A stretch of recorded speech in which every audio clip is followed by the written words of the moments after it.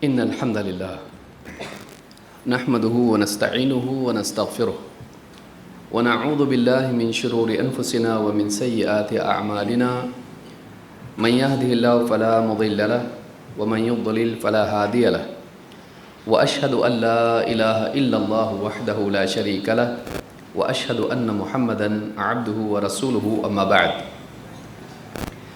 فإن خير الحديث كتاب الله وخير الهدي هدي محمد صلى الله عليه وعلى آله وسلم وشر الأمور محدثاتها وكل محدثة بدعة وكل بدعة ضلالة وكل ضلالة في النار. قال النبي صلى الله عليه وسلم نعمتان مغبون فيهما كثير من الناس الصحة والفراغ. رواہ البخاری.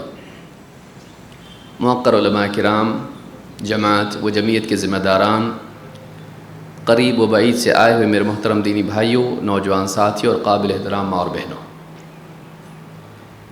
اللہ رب العالمین نے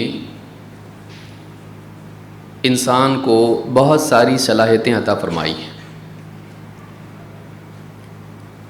دنیوی اعتبار سے، دینی اعتبار سے، دنیا میں یا آخرت میں کامیاب ہونے کے لیے بنیادی طور پر دو چیزیں، دو صلاحیتیں، دو وصف ہوتے ہیں جن کا ہونا انسان کے لیے ضروری ہے. ایک ہے اس کی قوت علمیہ اور دوسرے ہے اس کی قوت عملیہ. ایک ہے علمی صلاحیت اور دوسرے ہے عملی قوت. یہ دو چیزیں اگر جمع ہو جائیں تو انسان کسی بھی مقصد میں کامیاب ہو سکتا ہے. کبھی علمی اعتبار سے خلل ہوتا ہے، معلومات صحیح نہیں ہوتی ہے اور انسان کسی میدان میں کود جاتا ہے، کوشش کرتا ہے، ناکام ہوتا ہے. چاہے وہ پڑھائی کا معاملہ ہو، ڈگری کا معاملہ ہو، چاہے وہ علاج کا معاملہ ہو، چاہے وہ تجارت کا معاملہ ہو یا وہ دینی دعوت کا معاملہ ہو. علمی خرابی کوششوں کو برباد کر دیتی ہے. کبھی یہ ہوتا ہے کہ انسان کا علم صحیح ہوتا ہے لیکن اس علم کے نفاذ کی قوت اور صلاحیت اس میں نہیں ہوتی ہے. وہ جانتا ہے کہ کیا کرنا چاہیے، صحیح کیا ہے، لیکن اس کو اس کام کے کرنے کی اس میں طاقت نہیں ہوتی ہے. چاہے انفرادی سطح پر معاملہ ہو یا اجتماعی سطح پر، جاننے کے باوجود، علم کے باوجود اس چیز کو پریکٹیکلی اپلائی کرنے کے لیے، اس چیز کے نفاذ کے لیے انسان کے پاس قوت نہیں ہوتی ہے. اور یہی وجہ ہوتی ہے کہ بہت ساری چیزیں انسان جانتا ہے لیکن کر نہیں پاتا ہے اور کامیابی اس کو نصیب نہیں ہوتی ہے. جب یہ دونوں چیزیں جمع ہو جاتی ہیں تب جا کر فرد یا قوم کامیاب ہوتی ہے. ایک اعتبار سے، ایک طرف علمی اعتبار سے کمال ہو اور دوسرے اعتبار سے، عملی اعتبار سے قوت ہو. یہ دونوں چیزیں اگر جمع ہو جائیں تو انسان کامیاب ہو سکتا ہے. زیادہ تفصیل میں نہ جاتے ہوئے قرآن کریم میں سورۃ البقرہ میں آپ دیکھیں، اللہ تعالیٰ نے طالوت کا قصہ، بنی اسرائیل کا قصہ بیان کیا اور کہا، نبی وقت کا جو نبی تھا اس نے کہا کہ اللہ تعالیٰ نے طالوت کو تم پر بادشاہ بنایا. لوگوں نے کہا اس کو کیسے بادشاہ بنا دیا، ایسی کوئی فضیلت اس میں ہے؟ تو نبی نے بتایا کہ اس کو اللہ تعالیٰ نے چنا ہے. پہلی فضیلت تو یہ ہے کہ اللہ کا انتخاب ہمیشہ صحیح ہوتا ہے اور سب کے لیے ماننا ضروری. دوسری یہ کہ اللہ تعالیٰ نے اس کو علم اور جسم دونوں اعتبار سے قوت عطا کی ہے.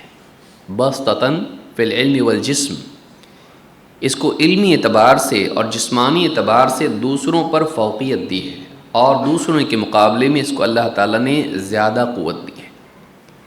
اس سے معلوم ہوتا ہے کہ قیادت کے لیے، کامیابی کے لیے، لیڈرشپ کے لیے یہ دو چیزیں ضروری ہیں. ایک علمی صلاحیت اور ایک جسمانی صلاحیت یا جس کو آپ قوت کہیں۔ قوت کبھی جسمانی اعتبار سے ہوتی ہے، مادی اعتبار سے، مٹیریل سینس میں، اور کبھی قوت امانت کے اعتبار سے بھی ہوتی ہے کہ انسان امانت دار ہو، یہ بہت بڑی قوت ہے۔ اسی لیے آپ دیکھیں یوسف علیہ السلام کو جب فائنینشیل میٹر میں جب انہوں نے بادشاہ کے سامنے کہا کہ اجعلنی علی خزائن الارض، تو کیا کہا؟ انی حفیظ علیم، میں حفیظ ہوں، حفاظت کرنے والا، اور علیم ہوں، جانکار۔ وہاں قوت امانت کے اعتبار سے ضروری ہے، مال کے اعتبار سے، خزانوں کے اعتبار سے انسان میں قوت جسمانی نہیں چاہیے، وہاں کیریکٹر پاورفل چاہیے، آدمی امانت دار ہو۔ تو امانت داری قوت ہے، اور یہاں بادشاہ بنانے کے اعتبار سے، جنگ جیتنے کے اعتبار سے، میدان جنگ میں اترنے کے اعتبار سے جسمانی قوت چاہیے، لیکن علم دونوں جگہ مشترک ہے، نالج دونوں جگہ کامن ہے، لیکن اس علم کے نفاذ کے لیے قوت چاہیے۔ اور کبھی یہ قوت مالی میدان میں، ٹیکنالوجی کے میدان میں، یا خاندانی معاملات میں ہوتی ہے، کردار انسان کا، کیریکٹر اس کا پاورفل ہو، مضبوط ہو، خاندانی زندگی میں بہت ضروری ہوتا ہے، چاہے مرد ہو یا عورت۔ اور کبھی جسمانی اعتبار سے قوت کی ضرورت ہوتی ہے کہ آدمی دوڑ دھوپ کر کے کمائیں یا قوم کی کاموں میں ہاتھ بٹائے، جان و مال کی حفاظت کے لیے ڈھال بن کے کھڑا ہو، اس اعتبار سے جسمانی قوت کی ضرورت ہوتی ہے۔ کسی بھی قوم میں اگر یہ دو باتیں جمع ہو جائیں تو وہ قوم کامیاب ہوتی ہے۔ جوانی کی عمر میں عموماً انسان کے پاس قوت زیادہ ہوتی ہے جسمانی اعتبار سے، اور بڑھاپے میں انسان کے پاس علمی صلاحیت، تجربہ اور علمی قوت زیادہ ہوتی ہے۔ کسی بھی قوم میں اگر یہ دو قوتیں جمع ہو جائیں، بوڑھے کا تجربہ، علماء کا علم اور ان کا تجربہ، سماج کے ذمہ دار بڑے بوڑھے ان کا تجربہ، ان کا ایکسپیرینس، اور قوم کے نوجوان ان کی قوت، اگر یہ دونوں چیزیں جمع ہو جائیں، ان کی ایکسپرٹیز، ان کی صلاحیتیں اگر یہ جمع ہو جائیں، یہ دو چیزیں جمع ہو جائیں، وہ قوم کامیاب ہوتی ہے۔ جب کسی قوم میں یہ دو چیزیں جمع ہو جائیں، ایک طرف علماء ہیں جن کی عمریں چلی گئی لیکن ان کے پاس علم ہوتا ہے، سماج کے بڑے بوڑھے ہیں، ان کی زندگی اب اپنے اختتام پر ہے لیکن ان کے پاس زندگی کا تجربہ ہے، انہوں نے خود اپنی جوانی بھی دیکھی ہے اور اتار چڑھاؤ زندگی کے دیکھے ہیں، ان کے پاس ایکسپیرینس ہے۔ اور ایک طرف جوان ہے، ابھی وہ اپنی زندگی کی شروعات کی دہلیز پر ہے، اب اس نے فیوچر دیکھنا ہے۔ اگر وہ ان بوڑھوں کا اور خصوصاً ان علماء کا علم اور تجربہ ساتھ میں لے لے تو آگے کی ٹھوکریں اس کو نہیں کھانی پڑتی ہیں۔ دنیا میں ایک تو وہ لوگ ہوتے ہیں جو ٹھوکر کھاتے ہیں اور اس کے بعد سیکھتے ہیں اور آئندہ اس کو ریپیٹ نہیں کرتے ہیں، غلطی ریپیٹ نہیں کرتے ہیں، وہ ٹھوکریں کھاتے کھاتے کھاتے کھاتے زندگی میں بہت تجربات حاصل کرتے ہیں۔ دوسرے وہ لوگ ہوتے ہیں جو ان سے زیادہ عقل مند ہوتے ہیں، بولتے ہیں مجھ کو ٹھوکر نہیں کھانا ہے۔ ہم ان سے سیکھیں گے جنہوں نے زندگی میں ٹھوکریں کھائی ہوں یا دوسروں کو ٹھوکر کھاتا دیکھا ہو اور ان کا ایکسپیرینس ہم لیں گے تاکہ ہم ٹھوکروں سے بچیں۔ کیوں آدمی زخمی ہو، کیوں آدمی گڑھے میں گرے، کیوں آدمی لمبا سفر طے کرے، کیوں نہ ہم ان لوگوں کا تجربہ لیں جو ہم سے پہلے ہیں اور انہوں نے زندگی سے جو کچھ سیکھا ہے وہ ہم ان سے سیکھیں اور پھر ہم وہ غلطیاں ریپیٹ نہ کریں اور ہم تیزی سے زندگی میں آگے بڑھیں۔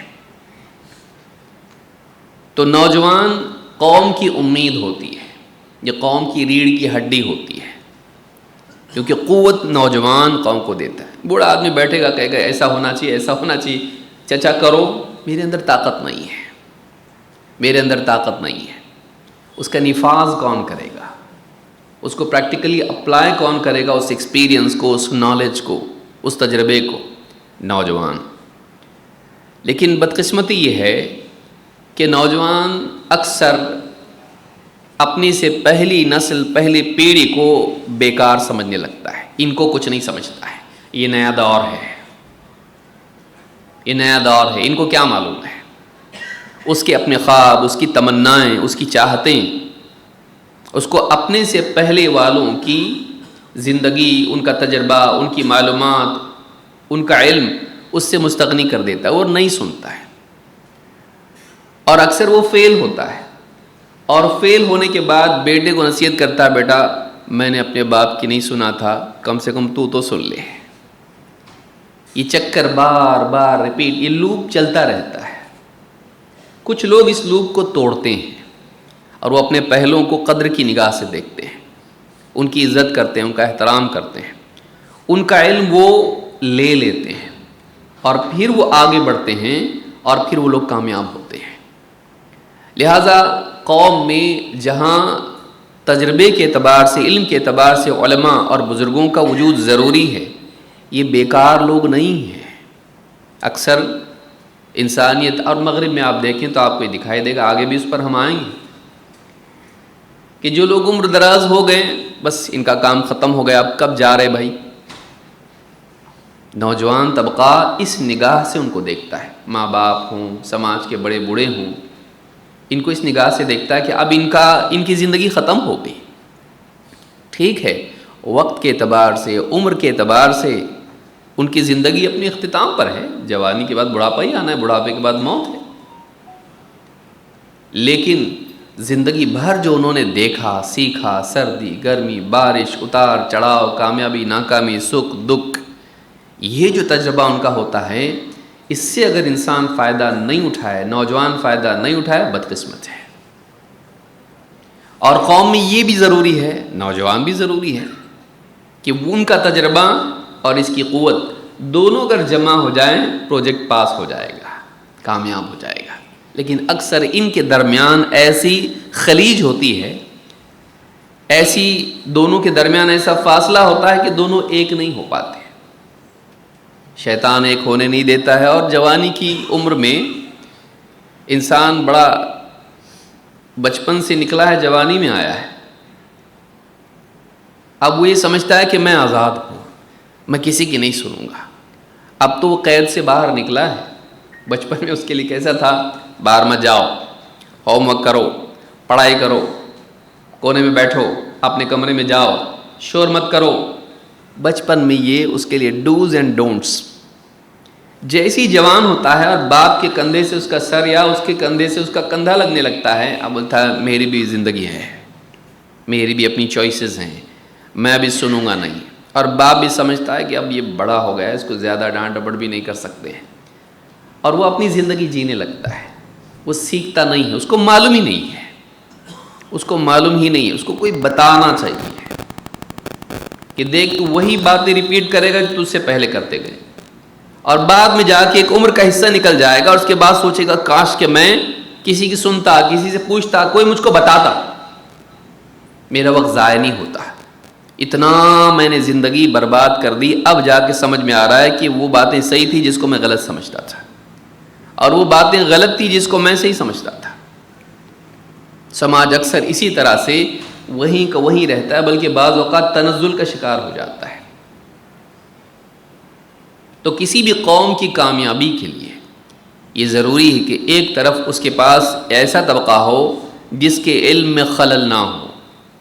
علماء اور قوم کے بزرگ، یا اس کو آپ اولو الامر کہیں، سماج کے بڑے لوگ، علماء، حکام، یا اسی طرح سے سماج کے تجربہ کار لوگ جو رائے رکھتے ہوں، ان کے پاس بولنے کی بات ہو، سوچ ان کی گہری ہو، استنباط کی صلاحیت ان میں ہو، واقعات میں سے ڈیسیجن میکرز، وہ تھنکرز ہوں، سماج کے اندر سوچنے کی صلاحیت ہو، حالات کو پرکھنے کی صلاحیت ہو، صحیح رہنمائی کرنے کی صلاحیت ان میں ہو.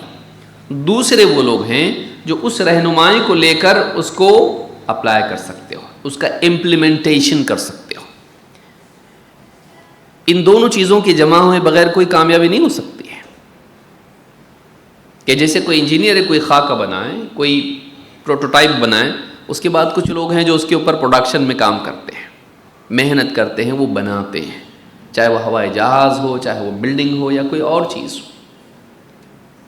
تو یہ دو لوگ اگر جمع ہو جاتے ہیں تب جا کر کامیابی ہوتی ہے۔ کبھی ایک انسان میں دونوں چیزیں بھی جمع ہو جاتی ہیں، وہ علمی اعتبار سے بھی صلاحیت مند ہوتا ہے اور عملی اعتبار سے نفاذ کی طاقت بھی اس میں ہوتی ہے، لیکن سماج میں اکثر ایسا ہوتا نہیں ہے، دونوں چیزیں جمع نہیں ہو پاتی۔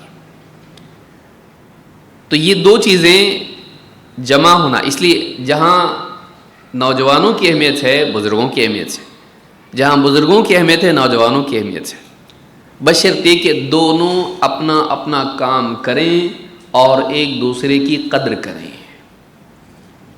دونوں اپنا اپنا کام کریں اور ایک دوسرے کی قدر کریں، اپنا اپنا جو اس کے پاس ہے وہ سماج کے لیے دیں۔ لیکن جوانی کی عمر بڑی خطرناک ہوتی ہے، اس میں انسان کی خواہشات اپنے عروج پر ہوتی ہیں، اس کے سامنے خواب ہوتے ہیں۔ بڑھاپے میں کیا ہوتا ہے؟ بڑھاپے میں آدمی اپنے پاسٹ کو دیکھتا ہے، میں نے کیا کیا، کیا نہیں کیا، کیا غلطیاں کیا، میں نے ایسا کرنا چاہیے تھا، ایسا نہیں کرنا چاہیے تھا، کریئر کے بارے میں، شادی شدہ زندگی کے بارے میں، علمی اعتبار سے، عملی اعتبار سے، بزنس کے اعتبار سے، یا بہت سارے ڈیسیجنز آدمی پاسٹ کے بارے میں ہی سوچنے لگتا ہے، کیونکہ اس کے پاس اور کچھ ہوتا نہیں، سامنے اس کے لیے ڈیڈ اینڈ ہوتا ہے، اب میرا کتنا وقت بچا ہے، تو پاسٹ کو سوچتا ہے وہ۔ جوانی میں الٹا ہوتا ہے، جوانی میں انسان کے پاس اسپریشنز ہوتی ہیں، مجھ کو یہ کرنا ہے، مجھ کو یہ اچیو کرنا ہے، مجھ کو ساری دنیا دیکھنا ہے، مجھ کو یہ کمانا ہے، پیسہ کمانا ہے۔ وہ دیکھتا ہے پیسہ ہے تو سب کچھ، ساری چیزیں خریدنے کے لیے پیسہ چاہیے، تو پیسہ چاہیے میرے پاس، حلال حرام صحیح غلط یہ چاہیے مجھ کو، اور میرے خواب مجھ کو فلاں ملک جانا ہے، پکنک پہ جانا ہے، گھومنا ہے، مجھے یہ گاڑی چاہیے، مجھے گھڑی چاہیے، جوتے چاہیے۔ انسان کے پاس چاہتیں ہوتی ہیں، وہ آگے دیکھ رہا ہوتا ہے، بوڑھا پیچھے دیکھ رہا ہوتا ہے، اور یہی جوانی کی عمر ہے جس میں انسان کی ڈیسیجن لینے کی صلاحیت کمزور ہوتی ہے، کیونکہ انفو کم ہے، اس کے پاس ڈیٹا کم ہے، اور اس میں ڈیسیجن لینے کی صلاحیت بھی کمزور ہوتی ہے، کیونکہ ڈیسیجن لینے میں انسان کے لیے ضروری ہوتا ہے کہ وہ خواہشات سے اوپر اٹھ کے سوچے۔ انسان کی جو خواہشات ہیں، اس کی جو ڈیزائرز ہیں، چاہتے ہیں، وہ اس کی عقل پر پردہ ڈال دیتی ہے۔ تو جب وہ ڈیسیجن لیتا ہے، کوئی بھی فیصلے کرتا ہے، تو چاہتوں کی روشنی میں جب کرتا ہے تو ڈیسیجن صحیح نہیں ہوتا ہے، اور اکثر اس کے فیصلے غلط ہوتے چلے جاتے ہیں۔ کیوں؟ کیونکہ خواہشات کی روشنی میں وہ سوچتا ہے۔ اس عمر کو صحیح استعمال کرنا اور اس عمر میں صحیح قدم اٹھانا، یہ ایسا اس کو بنا دیتا ہے کہ آنے والی نسلوں کے لیے وہ اسوہ بن جاتا ہے۔ اس کو دیکھو کتنا اچھا لڑکا ہے، کیسا اس نے محنت کی، کیسا صحیح چلا، کیسے بڑوں کی تمیز اس کے اندر، دین بھی اس کے اندر ہے، دنیا بھی اس کے اندر، دیکھو آج کامیاب ہے۔ وہ دوسروں کے لیے نمونہ بنتا ہے۔ یہ نمونہ ہر نوجوان بن سکتا ہے، اپرچونٹی سب کے لیے ہے، موقع سب کے لیے ہے۔ اللہ نے کسی کے لیے دروازہ بند کیا ہے؟ نہیں، لیکن کوئی چیز فری میں نہیں ملتی ہے، یوں ہی آ نہیں جاتی ہے، اس کے لیے محنت کرنی پڑتی ہے۔ صحیح علم اور صحیح عمل اگر جمع ہو جائے انسان کامیاب ہوتا ہے۔ آج کی اس گفتگو میں ہم اسی بات پر یعنی غور کریں گے کہ مثالی نوجوان ہوتا کون ہے، اس میں کیا چیزیں ہوتی ہیں۔ اس کو کچھ پر تو لگے ہوئے نہیں ہوتا ہے کہ آسمان میں اڑتا ہو، علمی اعتبار سے، عملی اعتبار سے، اخلاقی اعتبار سے وہ کیسا ہوتا ہے، اس میں کیا ہونا چاہیے اور کیا نہیں ہونا چاہیے۔ یہ نوجوان بچوں کے لیے بھی ہے اور بچیوں کے لیے بھی ہے، کیونکہ قوم میں ان دونوں نوجوان لڑکے اور نوجوان لڑکیاں، ان دونوں کے ملاپ سے قوم آگے بڑھتی ہے، کیونکہ سماج گھروں سے بنتا ہے، اور گھر اس کی بنیاد بیوی شوہر ہوتے ہیں، مرد اور عورت۔ اللہ تعالیٰ نے پہلے انسان کو بسایا ساتھ میں کیا؟ مرد کے ساتھ میں عورت، ایک جوڑا بنایا، اور اس جوڑے سے انسانیت بڑھی۔ تو سماج کی بیسک یونٹ یہ ہے، مرد اور عورت، بیوی شوہر۔ پہلا رشتہ ماں باپ کا بھی نہیں ہے، پہلا رشتہ بیوی شوہر کا ہے۔ انسان کی ہسٹری آپ پیچھے تک جائیں، شروعات کہاں ہوئی؟ مرد اور عورت، بیوی شوہر، آدم و حوا، اور ان سے ساری انسانیت کا سلسلہ بڑھا۔ سماج کی بنیادی اکائی، بیسک یونٹ یہ ہے۔ یہ اگر صحیح ہو جائے، مرد بھی صحیح ہو، عورت بھی صحیح ہو جائے، اور اگر سارے سماج میں یہ اس کو برتا جائے تو سارا سماج بہتر بن سکتا ہے۔ تو جہاں نوجوان لڑکے ہمارے، ان کے اندر دینداری آئے، ان کی سوچ صحیح ہو، وہ صحیح جئیں، وہی ہماری نوجوان بچیاں، ان کے اندر بھی اسلامی زندگی اور صحیح اصول آنے چاہیے، تب جا کے ہمارا معاشرہ بہتر بن سکتا ہے۔ لیکن مسئلہ یہ ہے کہ عموماً انسان اپنی اس عمر کو صحیح استعمال نہیں کرتا ہے۔ اسی لیے اللہ کے نبی صلی اللہ علیہ وسلم نے فرمایا، نعمتان مغبون فیہما کثیر من الناس، الصحۃ والفراغ۔ دو نعمتیں ہیں، اور ان دو نعمتوں کے بارے میں انسانیت کی بڑی تعداد ایسی ہے جو دھوکے میں ہے۔ مغبون اس کو کہتے ہیں جو بزنس کرے اور دھوکہ کھائے، وہ اعلیٰ کو دے کے گھٹیا لے لے، وہ زیادہ دے کے تھوڑا لے، وہ بہتر کو دے کے کمتر لے، تو ایسی ڈیل خراب ہو گئی، وہ نقصان میں ہے۔ اس کو مغبون کہتے ہیں کہ دھوکہ کھا جائے بزنس میں۔ تو دو چیزیں ایسی ہیں، دو نعمتیں ایسی جن کے بارے میں اکثر لوگ، عام طور سے لوگ دھوکے میں ہیں، اور وہ کیا ہے؟ الصحۃ والفراغ۔ الصحۃ والفراغ، صحت مندی اور فراغت، فری ٹائم۔ تو وقت کے بارے میں اور جسم کے بارے میں عام طور سے انسان غلطی کرتا ہے۔ جوانی کی صحت، جب بڑھاپا آئے گا تو یہ صحت ختم ہو جائے گی، واپس جوانی آنے والی نہیں۔ یوٹیوب آپ کی کوئی مدد نہیں کر سکتا، یہ ٹریننگ وہ ٹریننگ، کچھ نہیں، جوانی گئی کہ فلاں عمر میں صحت واپس سے آ جائے گی، ریجوینیٹ ہوگا، نہیں ہوتا۔ بڑھاپے کا کوئی علاج نہیں ہے۔ بڑھاپے کے بعد اگلا اسٹیشن آخری ہے، موت۔ اس سے چھٹکارا نہیں، بڑھاپے سے چھٹکارا نہیں۔ جوانی گئی واپس نہیں آتی۔ اور جو وقت آج ہے، جوانی گئی، بڑھاپا آیا، اس کے بعد موت، زندگی ختم ہو جائے گی۔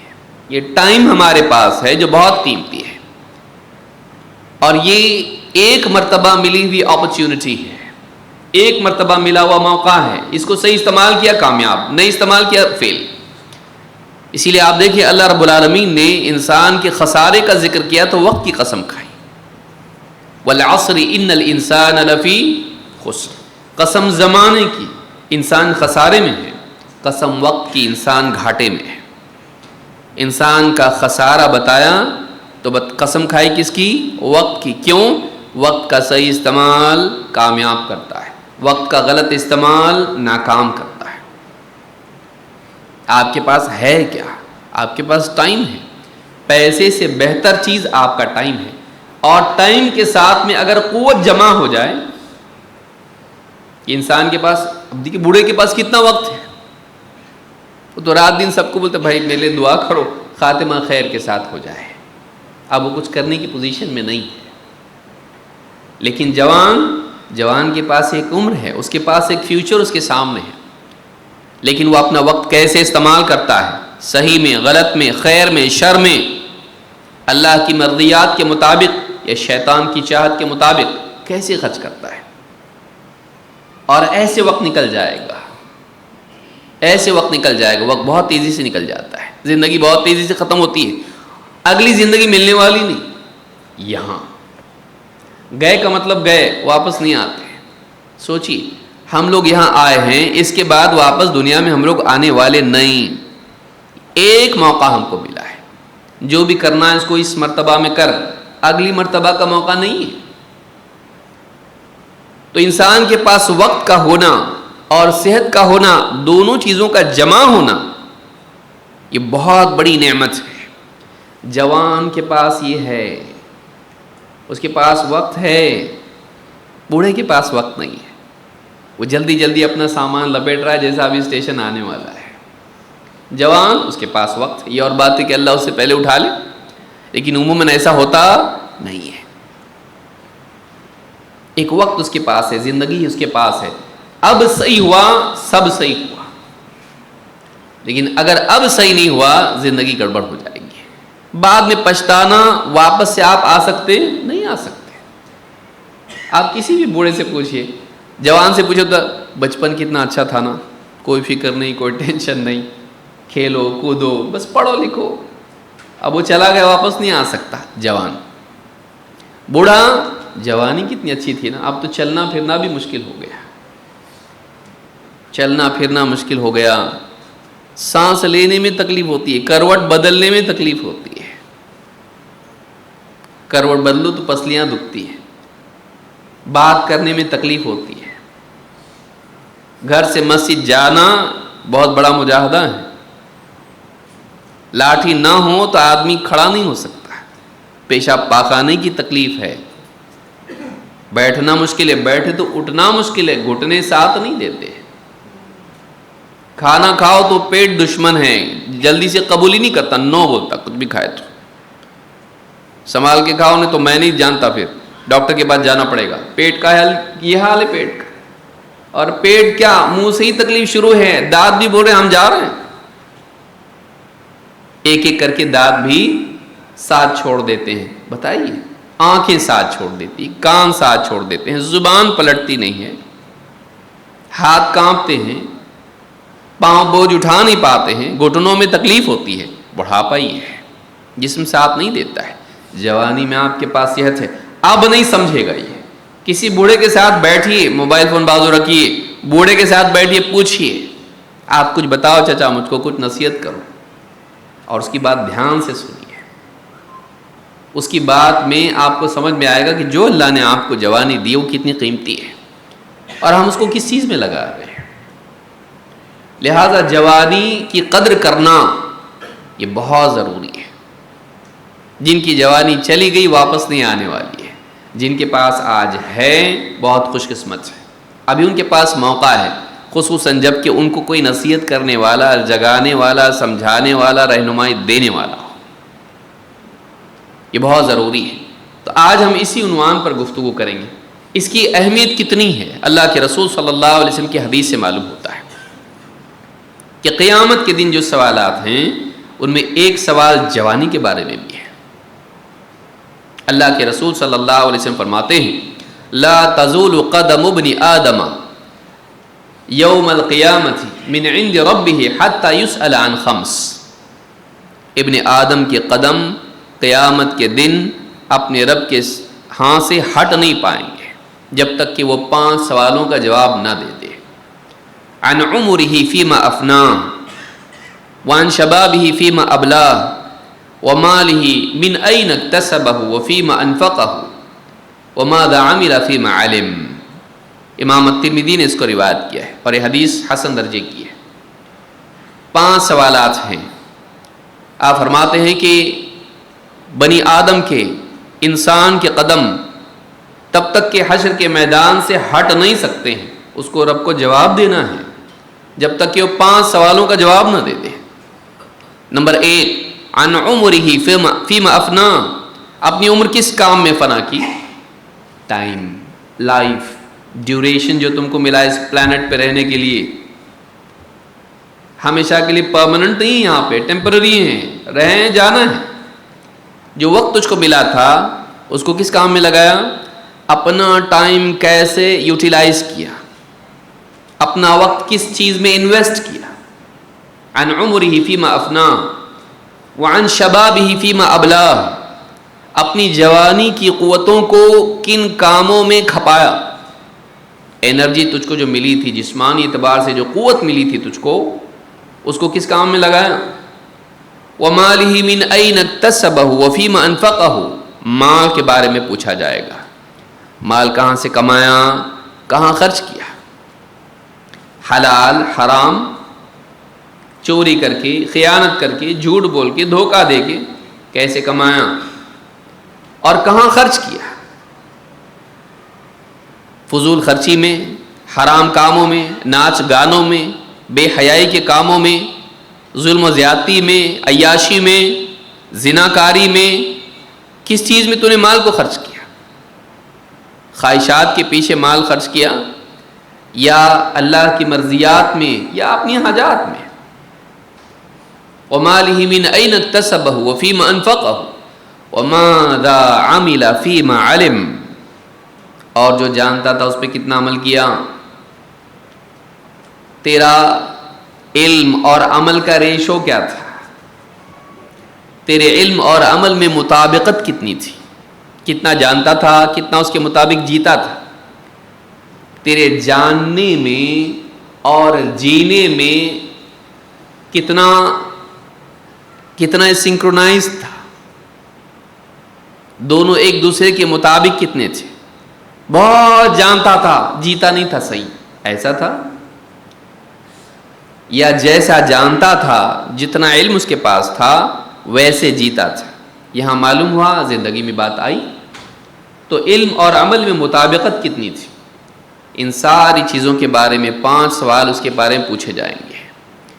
وقت کے بارے میں، عمر، وقت، فزیکل سٹرینتھ، جسمانی قوت، جوانی کی طاقت۔ 3 مال، کمایا کہاں سے، خرچ کہاں پہ کیا۔ 4 علم، یہ 4 چیزیں ہیں، وقت، قوت اور اسی کے ساتھ مال اور علم۔ ان 4 چیزوں کو صحیح استعمال کرنا کامیابی کی چابی ہے۔ اپنا آدمی، اس کے پاس علم صحیح ہو، علم کے مطابق بنے۔ 2، وہ اپنے وقت کو صحیح استعمال کرے۔ 3، اپنی جسمانی صلاحیتوں کو صحیح استعمال کرے۔ اور 4، چوتھا کیا ہے، مال کمانے میں، خرچ کرنے میں صحیح اصول کا پابند بنے۔ اگر یہ کام آدمی کرتا ہے، اسی کو یاد رکھ لے آدمی، زندگی صحیح ہو جائے گی۔ انہی 4 چیزوں کو آدمی یاد رکھے، کیونکہ 2 سوال تو مال کے بارے میں ہیں اور 2 سوال ایسے ہیں جو وقت اور قوت کے بارے میں ہیں، اور 1 سوال ہے جو فنڈامنٹل ہے، تیرا علم، معلومات کے مطابق تو تھا کہ نہیں تھا۔ تو یہ حدیث ہم کو بتاتی ہے کہ اگرچہ عمر پوری عمر ہے، لیکن پوری عمر میں ایک حصہ جوانی کا ہے۔ پوری عمر کا تو سوال ہے ہی ہے، جوانی کا بھی ہے۔ اس سے معلوم ہوتا ہے کہ پوری عمر میں جوانی کا وقت کتنا امپورٹنٹ ہے، کہ اس کو الگ سے ایک سوال رکھا گیا، جوانی کی قوت، کیونکہ اس عمر میں قوتیں اپنے عروج پر ہوتی ہیں، عمل کی صلاحیت پوری ہوتی ہے۔ اب تو نے جو عمل کیا ہے وہ اچھا کیا کہ برا کیا، اپنی طاقت استعمال کی تو صحیح میں یا غلط میں، لہٰذا اس عمر کا صحیح استعمال کرنا یہ بہت ضروری ہے۔ آئیے دیکھتے ہیں اچھا نوجوان کون ہوتا ہے، یا جو جوان ہے وہ چاہتا ہے کہ میں اچھی زندگی گزاروں، اس کو کیا کرنا چاہیے، کیا نہیں کرنا چاہیے۔ اور اس کی فہرست بہت لمبی ہے، لیکن ہم کچھ باتیں اس میں دیکھیں گے، اور ضمناً جو باتیں آ جائیں انشاءاللہ اس کو بھی ہم دیکھیں گے۔ سب سے پہلے کامیابی کے لیے ایک نوجوان کے لیے ضروری ہے کہ وہ عقیدہ سیکھے، اس لیے کہ آخرت میں کامیاب ہونے کے لیے، دیکھیے آپ کا انٹرویو ہونے والا ہے، آپ کو کوڈنگ آتا کہ نہیں آتا، آپ کو فلاں چیز بنانے آتی نہیں آتی، آپ کو ایڈمنسٹریشن بزنس کا کتنا علم ہے، تجارت کا کتنا علم ہے، اپنی جگہ ہے، لیکن دنیا ختم ہونے کے بعد آخرت میں جب جائیں گے وہاں بھی انٹرویو ہے نا، اور وہ انٹرویو کون لینے والا ہے؟ فرشتے۔ جیسے ہی دفن کر کے لوگ جائیں گے فوراً 2 فرشتے آتے ہیں، منکر نکیر، مسند احمد کی روایت میں ہے، منکر نکیر، 2 فرشتے آتے ہیں اور اس کو اٹھا کے بٹھا دیتے ہیں، کفن اس کا کمر تک آ جاتا ہے، جوان ہو بوڑھا ہو جو بھی ہو۔ اب دنیا سے گیا، تجارت رہ گئی، بیوی بچے یہاں رہ گئے، گھر یہاں رہ گیا، سب کچھ یہاں، دوست احباب سب چھوڑ کے گیا، اب قبر میں گیا۔ قبر میں سب سے پہلا انٹرویو جب اس کا ہوگا وہاں اس کو سب سے پہلا سوال کیا ہے؟ تو کون سی کمپنی میں کام کرتا تھا، کیا ڈگری تیری ہے، تیرا پے چیک کیا تھا، پیکج تیرا کتنا تھا، کون سے ملک کا تھا، گورا تھا، کالا تھا، عرب تھا، عجم تھا، پڑھا لکھا تھا، ان پڑھ تھا؟ نہیں، وہ ساری چیزیں دنیا کی عزت کے اعتبار سے ہیں. اس کی بنیاد پر لوگ دنیا میں تجھ کو پرکھتے تھے کہ تجھ کو یہ کتنا معلومات ہے، تیرے پاس پیسہ کتنا ہے، تو دکھنے میں کیسا ہے. سارا گیا ہوں. اب تو آیا ہے آخرت میں. اب تیرا انٹرویو جو ہو رہا ہے، سب سے پہلے سوال کیا ہے؟ من ربک، تیرا رب کون؟ اور ابو داؤد کی حدیث میں ہے، اس سے پوچھا جاتا ہے ما کنت تعبد، کس کی عبادت کرتا تھا؟ اللہ کو پہچانتا تھا کہ نہیں؟ اپنے رب کو، اپنے معبود کو جانتا تھا کہ نہیں؟ فلاں ملک کا پریزیڈنٹ یہ ہے، یو این او کا ہیڈ کون ہے، یو این کا، اور اسی طرح سے فلاں کرکٹ میں ٹیم کا کیپٹن کون ہے، فلاں سونے کا بھاؤ کیا چل رہا ہے، یا کون سی ٹیکنالوجی آج لیٹسٹ ہے. یہ معلومات وہاں کام نہیں آنے والی ہے، یہ سب ختم. تو نے پوری زندگی لگائی، اس زندگی میں سب چیزوں کو تو نے جانا، پہچانا، سب کچھ کیا. تو نے اپنے رب کو پہچانا کہ نہیں؟ تو سب سے پہلا امتحان جو انسان کا ہونے والا ہے موت کے بعد، جو جانچا جائے گا، جس کی بنیاد پر اگلے مراحل طے ہوں گے.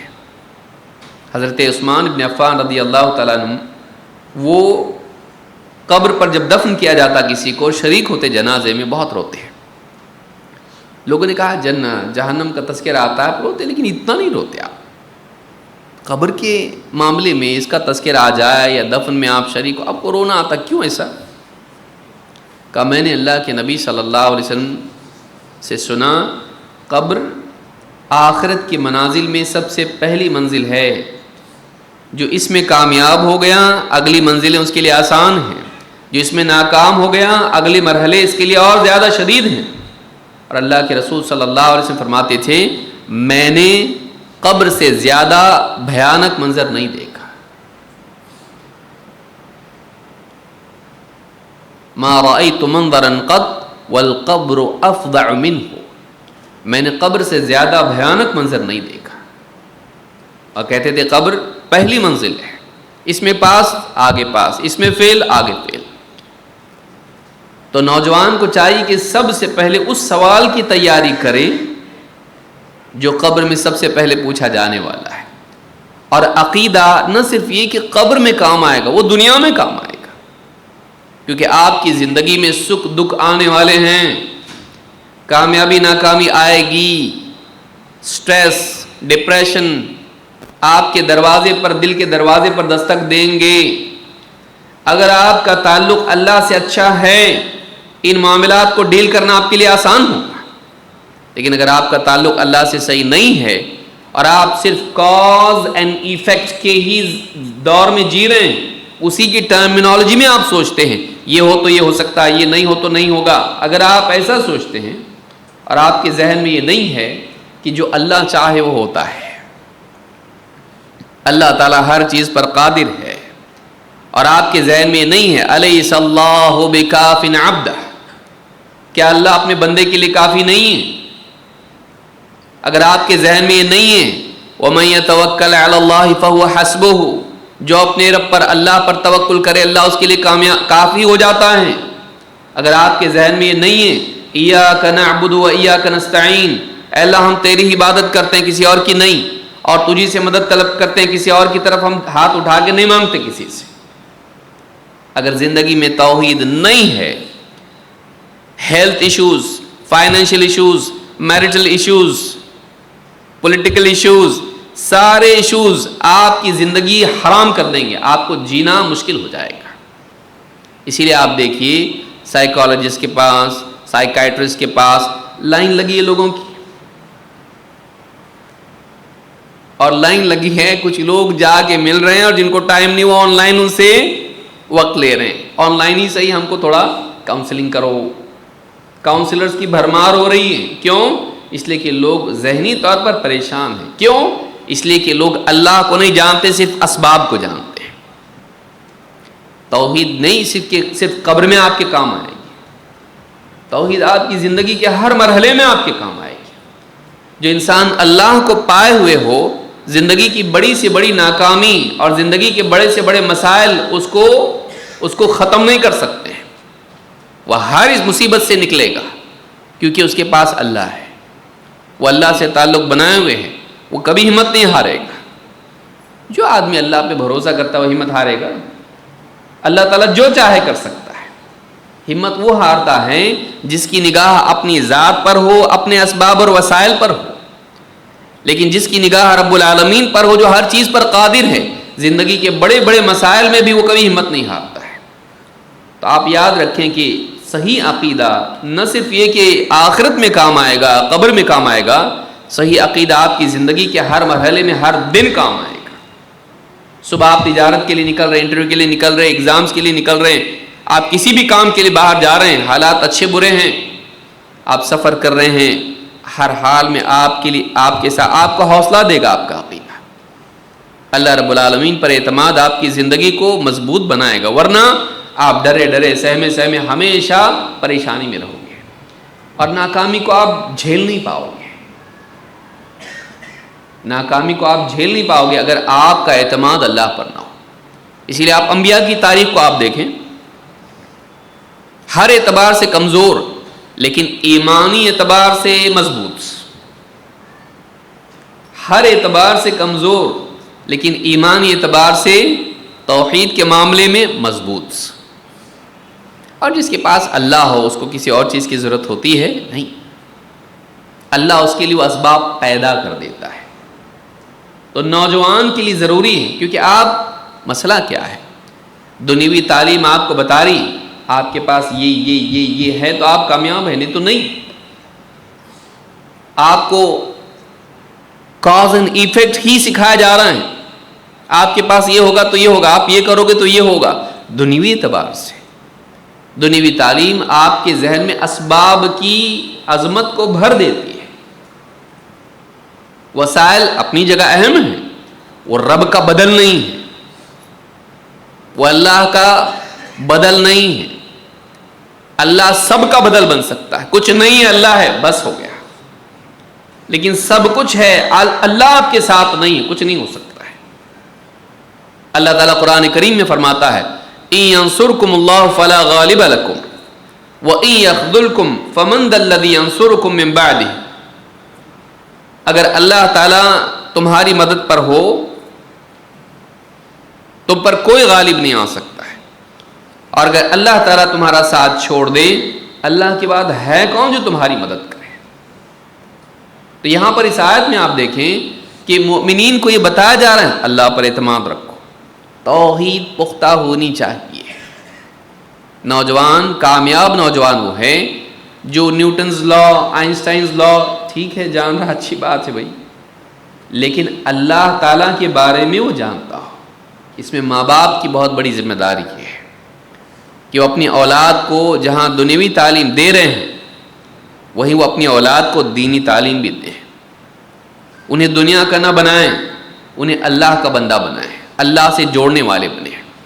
اللہ تعالیٰ قرآن کریم میں فرماتا ہے الذین آمنوا ولم یلبسوا ایمانہم بظلم اولئک لہم الامن وہم مہتدون. جو لوگ ایمان لائے اور انہوں نے اپنے ایمان میں شرک کی، ظلم کی ملاوٹ نہیں کی. یہاں ظلم سے مراد کیا ہے؟ شرک. ایمان لائے اور اپنے ایمان میں ظلم کی ملاوٹ نہیں کی. اولئک لہم الامن وہم مہتدون. انہی کے لیے اللہ کی طرف سے امن کا وعدہ ہے اور یہی لوگ اللہ کے نزدیک ہدایت یافتہ ہیں.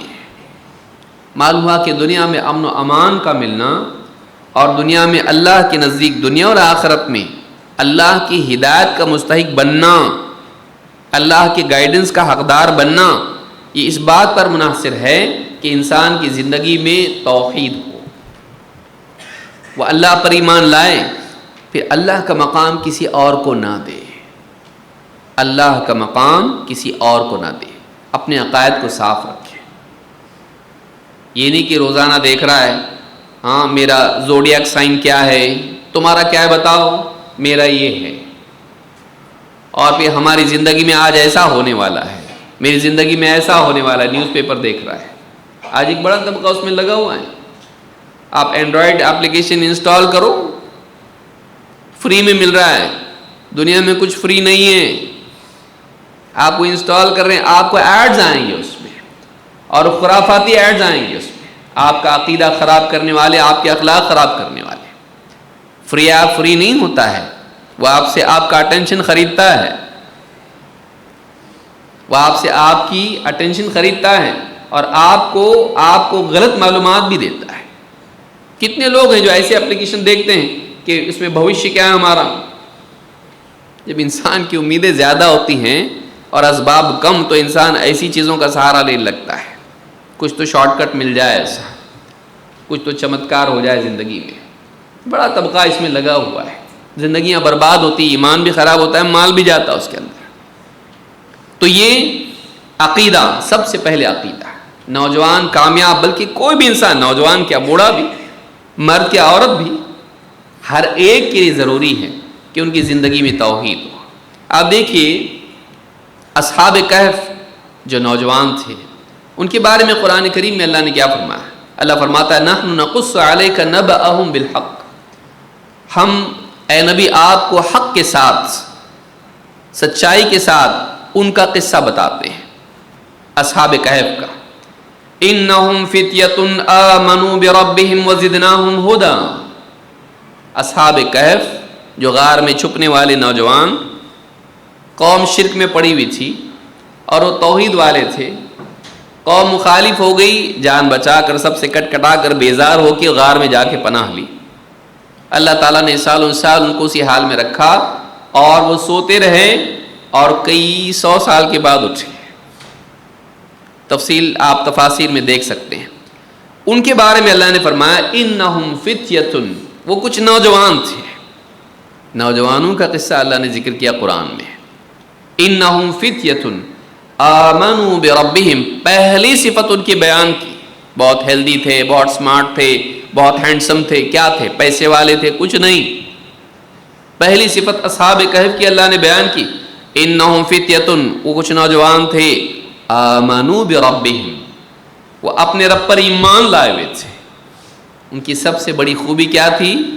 وہ اپنے رب کو جانتے تھے، ہمارا پیدا کرنے والا کون ہے، ہمارا ایک خالق ہے، ہمارا ایک مالک ہے، ہمارا ایک رب ہے جو ہماری زندگی میں تصرف کرتا ہے، اور وہی ہماری عبادات کا حقدار ہے۔ انہم فتیۃ آمنوا بربہم وزدناہم ھدی، اور ہم نے ان کی ہدایت کو اور بڑھایا تھا۔ جب انسان صحیح عقیدے پر آتا ہے تو اللہ تعالیٰ اس کی ہدایت کو اور بڑھاتا ہے۔ زندگی میں جب ایمان اپنی سچائی کے ساتھ آتا ہے، کمال کے ساتھ آتا ہے، آدمی اپنی دل کی گہرائیوں سے اللہ کو جب اپنا رب مان لیتا ہے، اپنا معبود مان لیتا ہے، اللہ کے ساتھ شرک نہیں کرتا ہے، اللہ زندگی کے مسائل میں اس کی رہنمائی کرتا ہے۔ دنیا میں گائیڈنس کی ضرورت ہے انسان کو، آگے کیا کروں، اب کیا کروں، یہ سچویشن ہے، اب کیا کروں، نہیں سمجھ میں آتا ہے انسان کو۔ غلط فیصلے بعض اوقات انسان کو ایسے راستے پر ڈال دیتے ہیں، بہت دور جا کے پھر گھوم کے آنا پڑتا ہے، لیکن بعض اوقات گھوم کے آنے کا موقع بھی نہیں رہتا، زندگی برباد ہو جاتی ہے۔ ایمان انسان کو اللہ کی رہنمائی کا مستحق بناتا ہے۔ انہم فتیۃ آمنوا بربہم وزدناہم ھدی، اللہ فرماتا ہے وربطنا علی قلوبہم اذ قاموا، ہم نے ان کے دلوں کو اطمینان سے بھر دیا، ان کے دلوں کو مضبوطی عطا کی جب وہ کھڑے ہوئے۔ کس چیز کے لیے کھڑے ہوئے؟ فقالوا ربنا رب السماوات والارض، قوم کے سامنے کھڑے ہو کے انہوں نے کہا، قوم کو دعوت دے رہے ہیں، قوم کو سمجھا رہے ہیں، کیا کہہ رہے ہیں؟ ربنا رب السماوات والارض، ہمارا رب وہ ہے جو آسمانوں اور زمین کا رب ہے، ہم اس کو اپنا رب بنائے ہوئے ہیں، ہم کسی اور چیز کو اپنا رب نہیں بناتے، نیچر کو رب نہیں بناتے، پیسے کو رب نہیں بناتے، کسی اور چیز کو اپنا رب، شیطان کو رب نہیں بناتے، سماج کو اپنا رب نہیں بناتے، اپنی ذات کو، اپنے کریئر کو رب نہیں بناتے۔ کچھ لوگوں کے لیے ان کا کریئر رب ہوتا ہے، وہ اپنے کریئر کے حساب سے اس کی غلامی کرتے ہیں۔ بس میرا کریئر خراب نہیں ہونا چاہیے، میرا کریئر مجھ سے کیا ڈیمانڈ کرتا ہے، میرا رب مجھ سے کیا چاہتا ہے۔ فقالوا ربنا رب السماوات والارض لن ندعو من دونه الہا، ہم اللہ کے سوا کسی اور کو بطور الہ پکار ہی نہیں سکتے، ہم اللہ کے سوا کسی اور کو معبود کا مقام نہیں دیں گے۔ لقد قلنا اذا شططا، اگر ہم نے ایسا کیا کہ ہم اللہ کے سوا کسی اور کو رب اور معبود بول کے پکارنے لگے تو ہم نے بہت ہی گھناؤنا کام کیا، بہت ہی جھوٹا اور گرا ہوا کام کیا۔ ہؤلاء قوم اتخذوا من دونه آلہۃ، یہ ہماری قوم ہے۔ اصحاب کہف کیا کہہ رہے ہیں؟ ہؤلاء قومنا، یہ ہماری قوم ہے۔ اتخذوا من دونه آلہۃ، انہوں نے اللہ کے سوا اوروں کو اپنا معبود بنا رکھا ہے۔ لولا یأتون علیہم بسلطان بین، اپنے اس عقیدے پر وہ کوئی مضبوط دلیل کیوں نہیں لاتے؟ نوجوان دلیل کی بنیاد پر عقیدہ قبول کرتا ہے، وہ قوم کے راستے پر نہیں چلتا جیسے سب جا رہے ہیں میں بھی جاؤں گا، باپ دادا ہمارے جس عقیدے پر تھے درگاہوں پر لے جاتے تھے، باپ دادا یوں کرتے تھے، رسم و رواج میں تھے، ہم کو بھی اسی کے حساب سے چلنا ہے۔ نہیں، صحیح عقیدہ زندگی میں ہونا چاہیے۔ رب کا مقام کسی اور کو نہیں دیں گے، اللہ کے سوا کسی اور کو معبود نہیں بنائیں گے۔ یہ ہماری قوم ہے، انہوں نے اللہ کے سوا اوروں کو معبود بنا رکھا ہے۔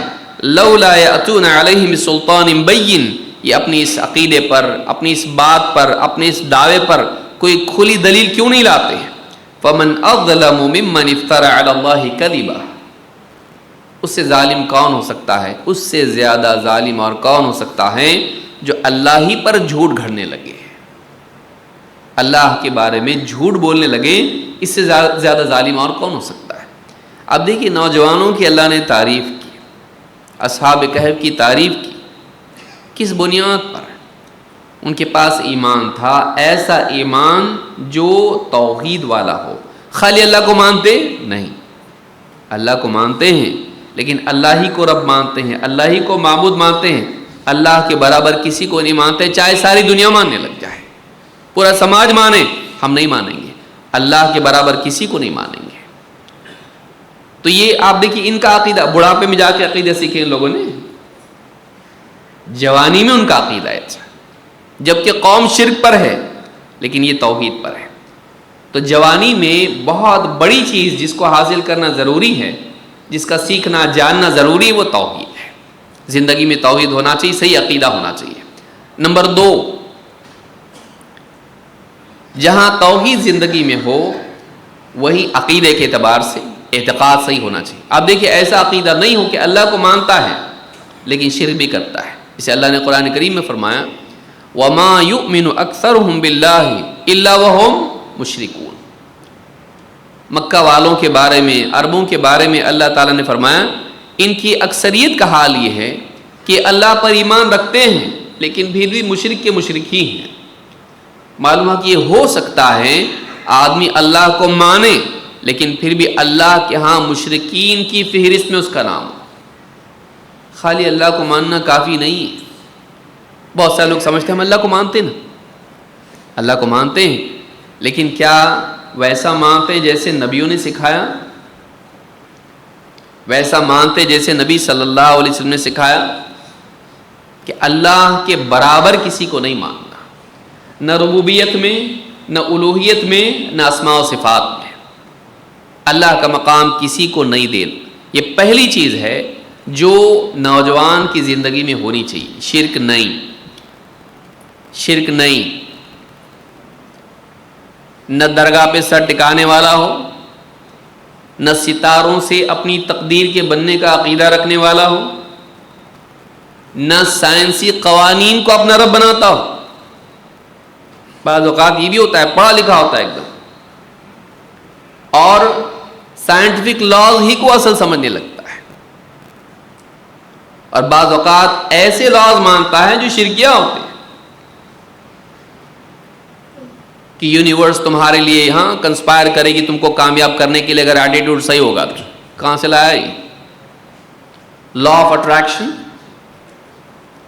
اب بول دیا کسی نے، اب لے کے آ گیا گھر کو تحفہ.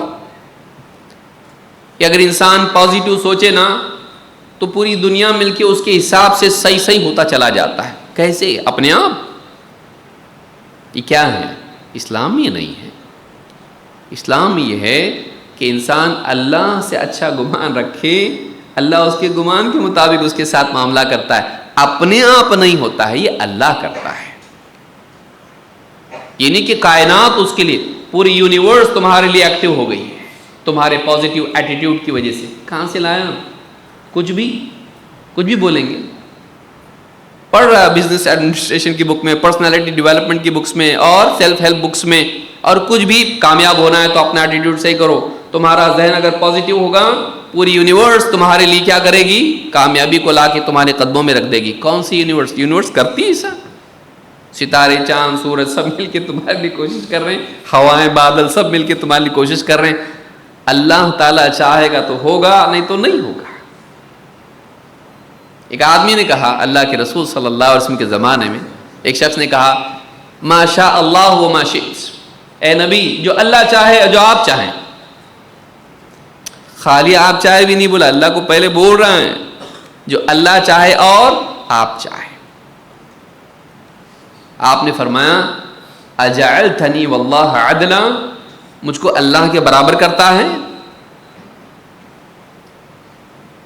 بلکہ تو کیا کہے ولیکن قل ما شاء اللہ وحدہ، اکیلا اللہ جو چاہے گا وہ ہوگا. کائنات میں اللہ تعالیٰ کی مشیت چلتی ہے، ہوتا وہی ہے جو اللہ چاہتا ہے.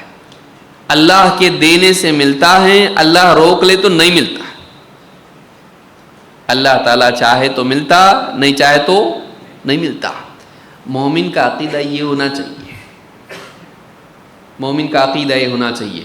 ہم مغربی افکار کے وہ ایک طرف تو اللہ کو ہی نہیں مانتے. دیکھیے عجیب بات یہ ہے کہ کائنات کا کوئی خالق نہیں، کوئی مالک نہیں، کوئی چلانے والا نہیں، لیکن کائنات آپ کو کامیاب کرے گی. تو یہ تو رب بنایا نا اس نے. کہا کہیں نہ کہیں آدمی کو ماننا ہی ماننا ہے کسی کو.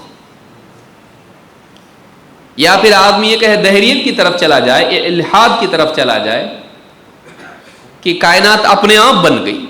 بہت پڑھا لکھا جب ہو جاتا آدمی تو اللہ تعالیٰ کا انکار کر دیتا ہے.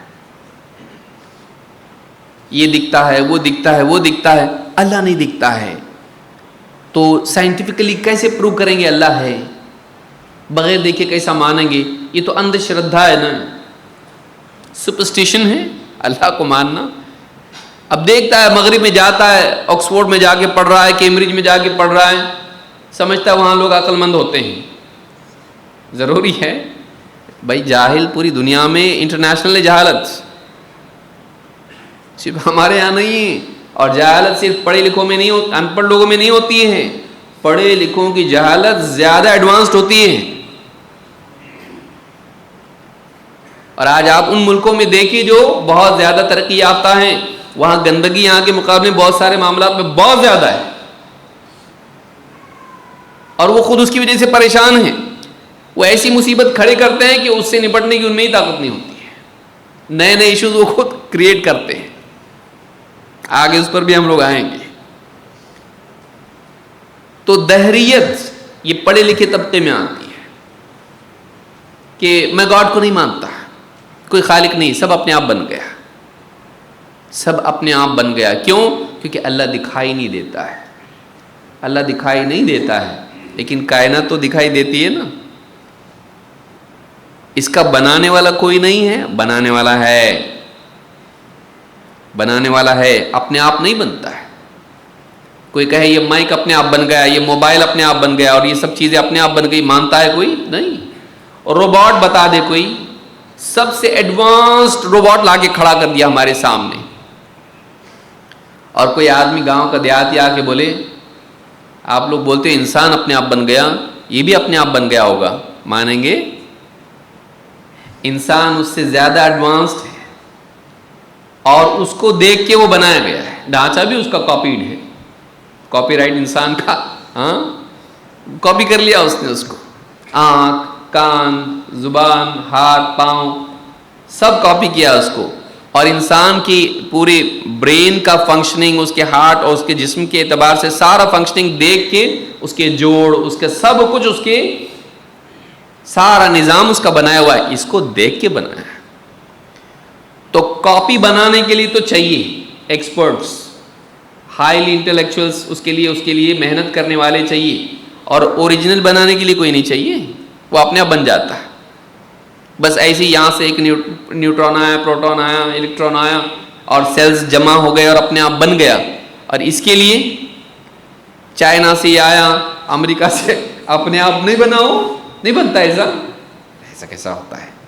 مذاق کر رہے آپ. اتنی بڑی لیب کے اندر سالوں سال کی ریسرچ کے بعد کتنے بار تو منہ کے بل گراؤ, اس کے بعد اٹھا کے اس چلنا سکھایا اس کو ہم نے, اور اس کی برابر وہاں کیمرہ اس کا ایڈوانس بٹھانا پڑا, اس کا ریسیپٹرز ایسے ہوئے, اس کے جوائنٹس ہم نے برابر دیکھ کے بنائے انسان کو, تب جا کے بنائیں. اور ابھی بھی یہ پرفیکٹ نہیں ہے, ابھی بھی یہ لرننگ موڈ میں ہی ہے. اور انسان اپنے آپ بنتا ہے. پڑھا لکھا طبقہ بعض اوقات اس پڑھی لکھی جہالت میں مبتلا ہوتا ہے. کائنات کا خالق ہے اللہ رب العالمین, وہ دکھائی نہیں دیتا ہے. بھائی دکھنے لگے تو کون انکار کرے, وہ دکھائی نہیں دیتا ہے, لیکن اس کی نشانیاں, عقل تو دی نا اللہ نے, استعمال کر اس کو. یہ عقل بتاتی ہے کہ سارا نظام, اس کا وجود, اس کا آپس میں مربوط ہونا اور انسان کے لیے بینیفیشل ہونا بتا رہا ہے کہ اس میں پرپز ہے. اور ایک چیز دوسرے سے جڑی ہوئی ہے, جوڑنے والا ہے, چل رہی ہے, چلانے والا ہے, بنی ہوئی ہے, بنانے والا ہے. اور اس میں وزڈم کا ہونا, پرپز کا ہونا, حکمت کا ہونا بتا رہا ہے. اس کے پیچھے علم ہے, اس کے پیچھے قدرت ہے. اس کا پابند کیے جانا, یہ برابر پابندی کے ساتھ چل رہا ہے, اللہ کی قدرت کو بتاتا ہے, وہ بڑا قادر ہے. تو پڑھ لکھنے کے بعد یہ نہ کریں کہ اللہ کا انکار کرنے لگ جائیں. تھوڑا پرانے لوگ مانتے تھے اللہ کو, نہیں. مغرب میں ایک بڑا طبقہ ایسا ہے, اب واپس وہ اللہ کی طرف آ رہا ہے. کیوں؟ کیونکہ سائنس اس کا جواب دے رہا ہے نہیں. تو پہلی بات یاد رکھیں, صحیح عقیدہ. نمبر 2, کامیاب نوجوان وہ ہے, مثالی نوجوان وہ ہے جس کی زندگی میں رسول اکرم صلی اللہ علیہ وسلم پر ایمان اور آپ کی سنت کی اتباع ہو. کیسے جینا, اپنی زندگی ہم کیسے گزاریں, اللہ کو راضی کرنے کے لیے کیسا جئیں. اللہ تعالیٰ نے پیارے رسول محمد عربی صلی اللہ علیہ وسلم کو ہمارے لیے بھیجا, ان کو دیکھو ایسا جیو, کامیاب ہونا ہے ایسا جیو. ہمارے لیے آئیڈیل اسوہ کون ہے, کس کو دیکھ کر ہم جئیں. اللہ نے ہم کو یوں ہی نہیں چھوڑ دیا تمہارے حساب سے جو کرنا ہے کرو, بلکہ اللہ تعالیٰ نے ہمارے لیے ایک ایسی شخصیت بھیجی جن کی زندگی کا ہر پہلو منور ہے, جن کی زندگی کا ہر آسپیکٹ ہمارے لیے ایک آئیڈیل اور ماڈل ہے, نمونہ ہے. چاہے وہ اللہ کی عبادت کا معاملہ ہو, چاہے وہ گھریلو زندگی ہو, چاہے وہ تجارت ہو, چاہے وہ لوگوں کی تعلیم کا معاملہ ہو, چاہے وہ سیاسی اور سماجی زندگی کا پہلو ہو, چاہے وہ کسی بھی اعتبار سے ہو, محمد عربی صلی اللہ علیہ وسلم زندگی کے ہر میدان میں ہمارے لیے اسوہ نمونہ ہے. آپ کا قول, آپ کا فعل ہمارے لیے رہنمائی ہے. ایک مسلمان نوجوان کے لیے ضروری ہے کہ وہ سنت کے بارے میں جانے. اللہ تعالیٰ فرماتا ہے لَقَدْ كَانَ لَكُمْ فِي رَسُولِ اللَّهِ أُسْوَةٌ حَسَنَةٌ, تمہارے لیے ہمارے رسول میں بہترین نمونہ موجود ہے. کس کو دیکھیں ہم؟ اب دیکھیں نوجوان, کوئی دیکھ رہا کسی فلم سٹار کو, پچھلی فلم میں ایسے بال کیا تھا, یہ بھی ایسے بال کر کے باہر کھڑا ہو رہا ٹائٹ ٹی شرٹ پہن کے. مجھے دیکھیے, پسند کیجئے, کوئی تو آئے پسند کرنے والا. اگلی فلم میں یہاں سے بال چھوڑ دیا, یہاں سے پورے غائب کر دیا, یہ بھی جا کے اپنے بال ویسے کر رہا ہے. لڑکیاں فلانی ماڈل ایسے کپڑے پہنتی ہے, دوسرے کے ولیمے میں وہ بھی ویسے پہن کے جائے گی. کوئی تو مجھ کو پسند کرو، دیکھو مجھے. یہ اچھی چیز نہیں ہے. ہم دیکھیں نبی صلی اللہ علیہ وسلم مرد زندگی کے سارے معاملات میں، عورتیں بھی، الا یہ کہ کوئی ایسا امر ہو جو خواتین کے ساتھ خاص ہو، آپ کے لیے ازواج مطہرات اور صحابیات اسوا ہیں. ان کی زندگی کیسی تھی؟ ناچنے گانے والی عورتیں آج دنیا کی، ان کو دیکھ کے ہم اپنی زندگی بنائیں گے؟ بے حیائی کرنے والے فلم سٹار اور سپورٹس مین اور فلاں فلاں، ان کو دیکھ کر ہم اپنی زندگی صحیح کریں گے؟ ان کی طرح جئیں گے ہم لوگ؟ چلنے پھرنے بولنے کھانے پینے ان کا طور طریقہ اپنائیں گے؟ نہیں. ہمارے لیے رسول اکرم صلی اللہ علیہ وسلم اسوہ اور نمونہ ہیں، چاہے عبادات ہوں، چاہے اخلاقیات ہوں، چاہے معاشرتی آداب ہوں. ہمارے لیے پیارے رسول صلی اللہ علیہ وسلم اسوہ اور نمونہ ہے. آپ کی زندگی سے آدمی سیکھے. اللہ نے فرمایا لقد کان لکم فی رسول اللہ اسوۃ حسنہ، بلکہ اللہ نے فرمایا قل ان کنتم تحبون اللہ فاتبعونی یحببکم اللہ. اے نبی آپ کہیے اگر تم واقعی اللہ سے محبت کرتے ہو میری اتباع کرو، اللہ تعالیٰ بھی تم سے محبت کرے گا. وَيَغْفِرْ لَكُمْ ذُنُوبَكُمْ وَاللَّهُ غَفُورٌ رَحِيمٌ، اور اللہ تمہاری گناہوں کی مغفرت کرے گا، اس لیے کہ اللہ تعالیٰ بہت ہی غفور ہے، رحیم ہے. اللہ کی محبت پانا ہے. دیکھیے دنیا میں اگر آدمی سب کچھ پالے اور اللہ اس سے محبت نہ کرے، ساری دنیا اس کو لائک کر رہی ہے اور اللہ اس کو پسند نہیں کرتا ہے، فیل ہے یہ. ایک نوجوان، بڑا طبقہ نوجوانوں کا لائکس کی تلاش میں ہے، مجھے لائکس مل جائے. دنیا کے لائک جمع کرنے میں کامیابی نہیں ہے. کامیابی اس میں ہے کہ انسان کو اللہ پسند کرتا ہو، اللہ اس سے محبت کرتا ہو. جب اللہ کسی سے محبت کرتا ہے، اس کی رہنمائی کرتا ہے، اس کو ہدایت دیتا ہے، اس کی حفاظت کرتا ہے، اس کی مدد کرتا ہے، اس کو کامیاب کرتا ہے. کامیابی یوں ہی نہیں آتی ہے. اللہ تعالیٰ جس کو کامیاب کرتا ہے وہ کامیاب ہوتا ہے، اللہ جس کو ناکام کرتا ہے وہ ناکام ہوتا ہے. دکھائی نہیں دیتا اللہ نے کیسے مدد کیا. اور آپ کتابیں پڑھیں گے نا مینجمنٹ کی، آپ کو ملے گا ایسی بھی کتابیں اس میں انہوں نے کہا خالی ٹیلنٹ کچھ کام کا نہیں رہتا، ٹیلنٹ کے ساتھ اپرچونٹی بھی ضروری رہتی ہے. دنیا میں کئی ٹیلنٹ والے ایسے ہی چلے جاتے ہیں، غرق ہو جاتے، ڈوب جاتے. لیکن کچھ لوگ رہتے ہیں جن کو ٹیلنٹ کے ساتھ میں دنیا میں مواقع نصیب ہوتے ہیں. اچانک ان کے پاس اپرچونٹی کچھ آتی ہے، وہ اس بس میں بیٹھتے ہیں، اس گاڑی میں بیٹھتے ہیں اور آگے ترقی کرتے ہیں. وہ اپرچونٹیز پرووائڈ کون کرتا ہے؟ ایسے ہی اگر ایک انسان ہے، ساری صلاحیتیں اس کے پاس ہیں، کسی ریگستان میں پڑا ہوا ہو، کیا کرے گا؟ اپرچونٹیز ہیں اس کے پاس؟ نہیں ہے، فیل ہو جائے گا، ریگستان میں وہی ہڈی ہو جائے گا. لیکن اللہ تعالیٰ جب مواقع دیتا ہے انسان کو، اپرچونٹیز دیتا ہے اور اس کے ساتھ اس کی صلاحیتیں ہوتی ہیں، اللہ نے صلاحیتیں دی، اللہ نے موقع دیا، جب دونوں چیزیں جمع ہوتی تب انسان کامیاب ہوتا ہے. اس کو یاد رکھیے، خالی ٹیلنٹ کچھ کام کا نہیں ہے. تو اللہ کی طرف سے مواقع ایسے آتے ہیں کہ انسان گمان نہیں کر سکتا ہے.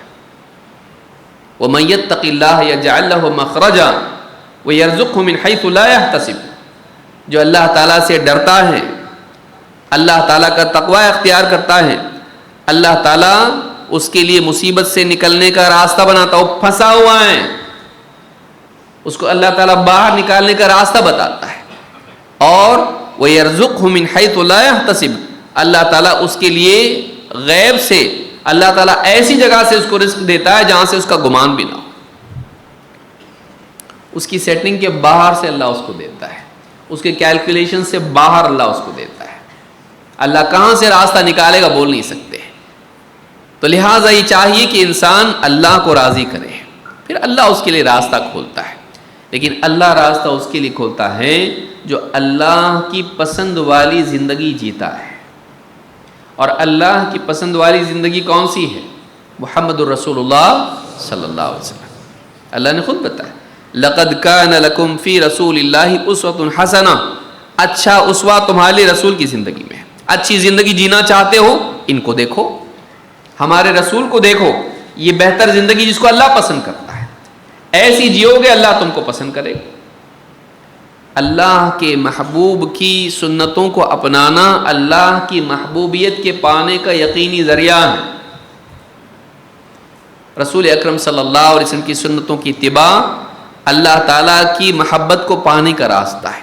جب اللہ محبت کرتا ہے تو اللہ راستہ نکالتا ہے، جیسے موسیٰ علیہ السلام کے لیے نکالا، جیسے ابراہیم علیہ السلام کے لیے نکالا، جیسے محمد صلی اللہ علیہ وسلم کے لیے نکالا، جیسے دیگر انبیاء کے لیے نکالا، نوح علیہ السلام کے لیے نکالا۔ بتائیے، بارش نہیں تھی برسائی، ناؤ بنانے کے لیے کہا، بچا لیا، باقی سب کو غرق کر دیا۔ آگ تھی، آگ میں ڈالا گیا، آگ کو ہی ٹھنڈا کر دیا۔ دریا سامنے پیچھے، فرعون، راستہ نہیں، راستہ بنایا، اللہ نے اپنی قدرت سے بنایا۔ کہا آسا مارو، بس آسا مارنے سے راستہ بنتا، جا کے دیکھی پانی میں بنے گا آپ کے لیے۔ ان کے لیے کیوں بنا؟ اللہ کے حکم سے بنتا ہے۔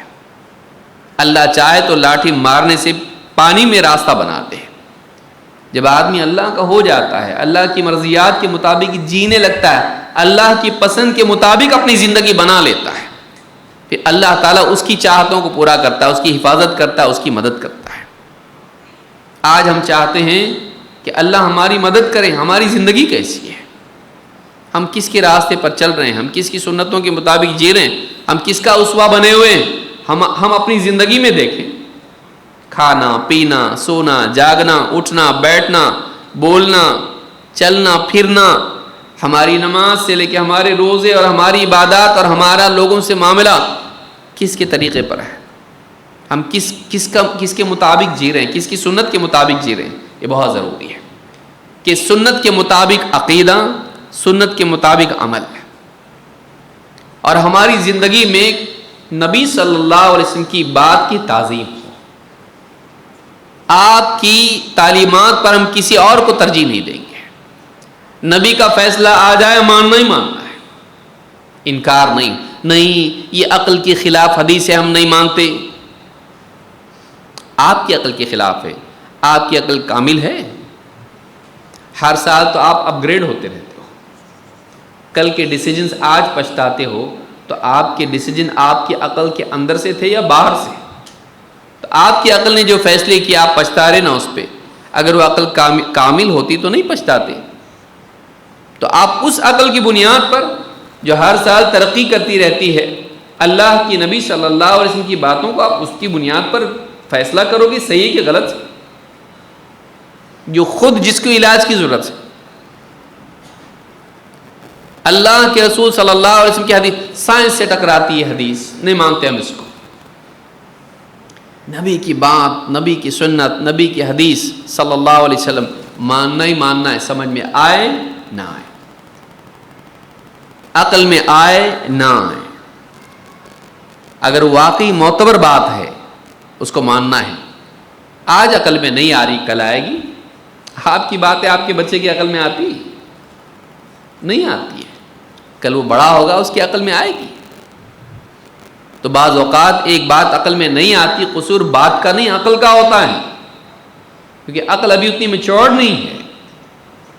ایک دیہاتی کو آپ سمجھاؤ گے ٹیکنالوجی کے بارے میں، سمجھ میں آئے گا اس کو؟ نہیں، عقل اس کے پاس ہے لیکن اس کی عقل ابھی اتنی ایڈوانس نہیں ہے، وہ ان چیزوں کو سمجھ نہیں پا رہا ہے، نہیں مانے گا وہ۔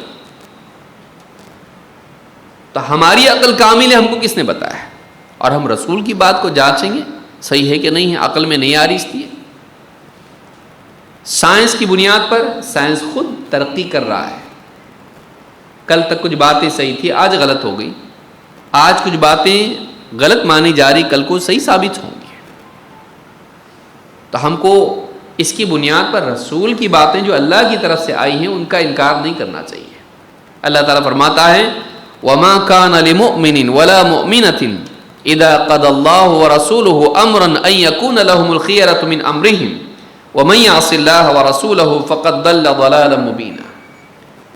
کسی مومن مرد کے لیے یا کسی مومنہ عورت کے لیے ہرگز بھی اس بات کی گنجائش نہیں ہے کہ اللہ اور اس کا رسول کسی معاملے میں فیصلہ دے دیں تو اس کے بعد بھی ان کے پاس کوئی اختیار باقی رہے۔ اور یاد رکھو جو اللہ اور اس کے رسول کی نافرمانی کریں وہ بہت کھلی گمراہی میں جا پڑا۔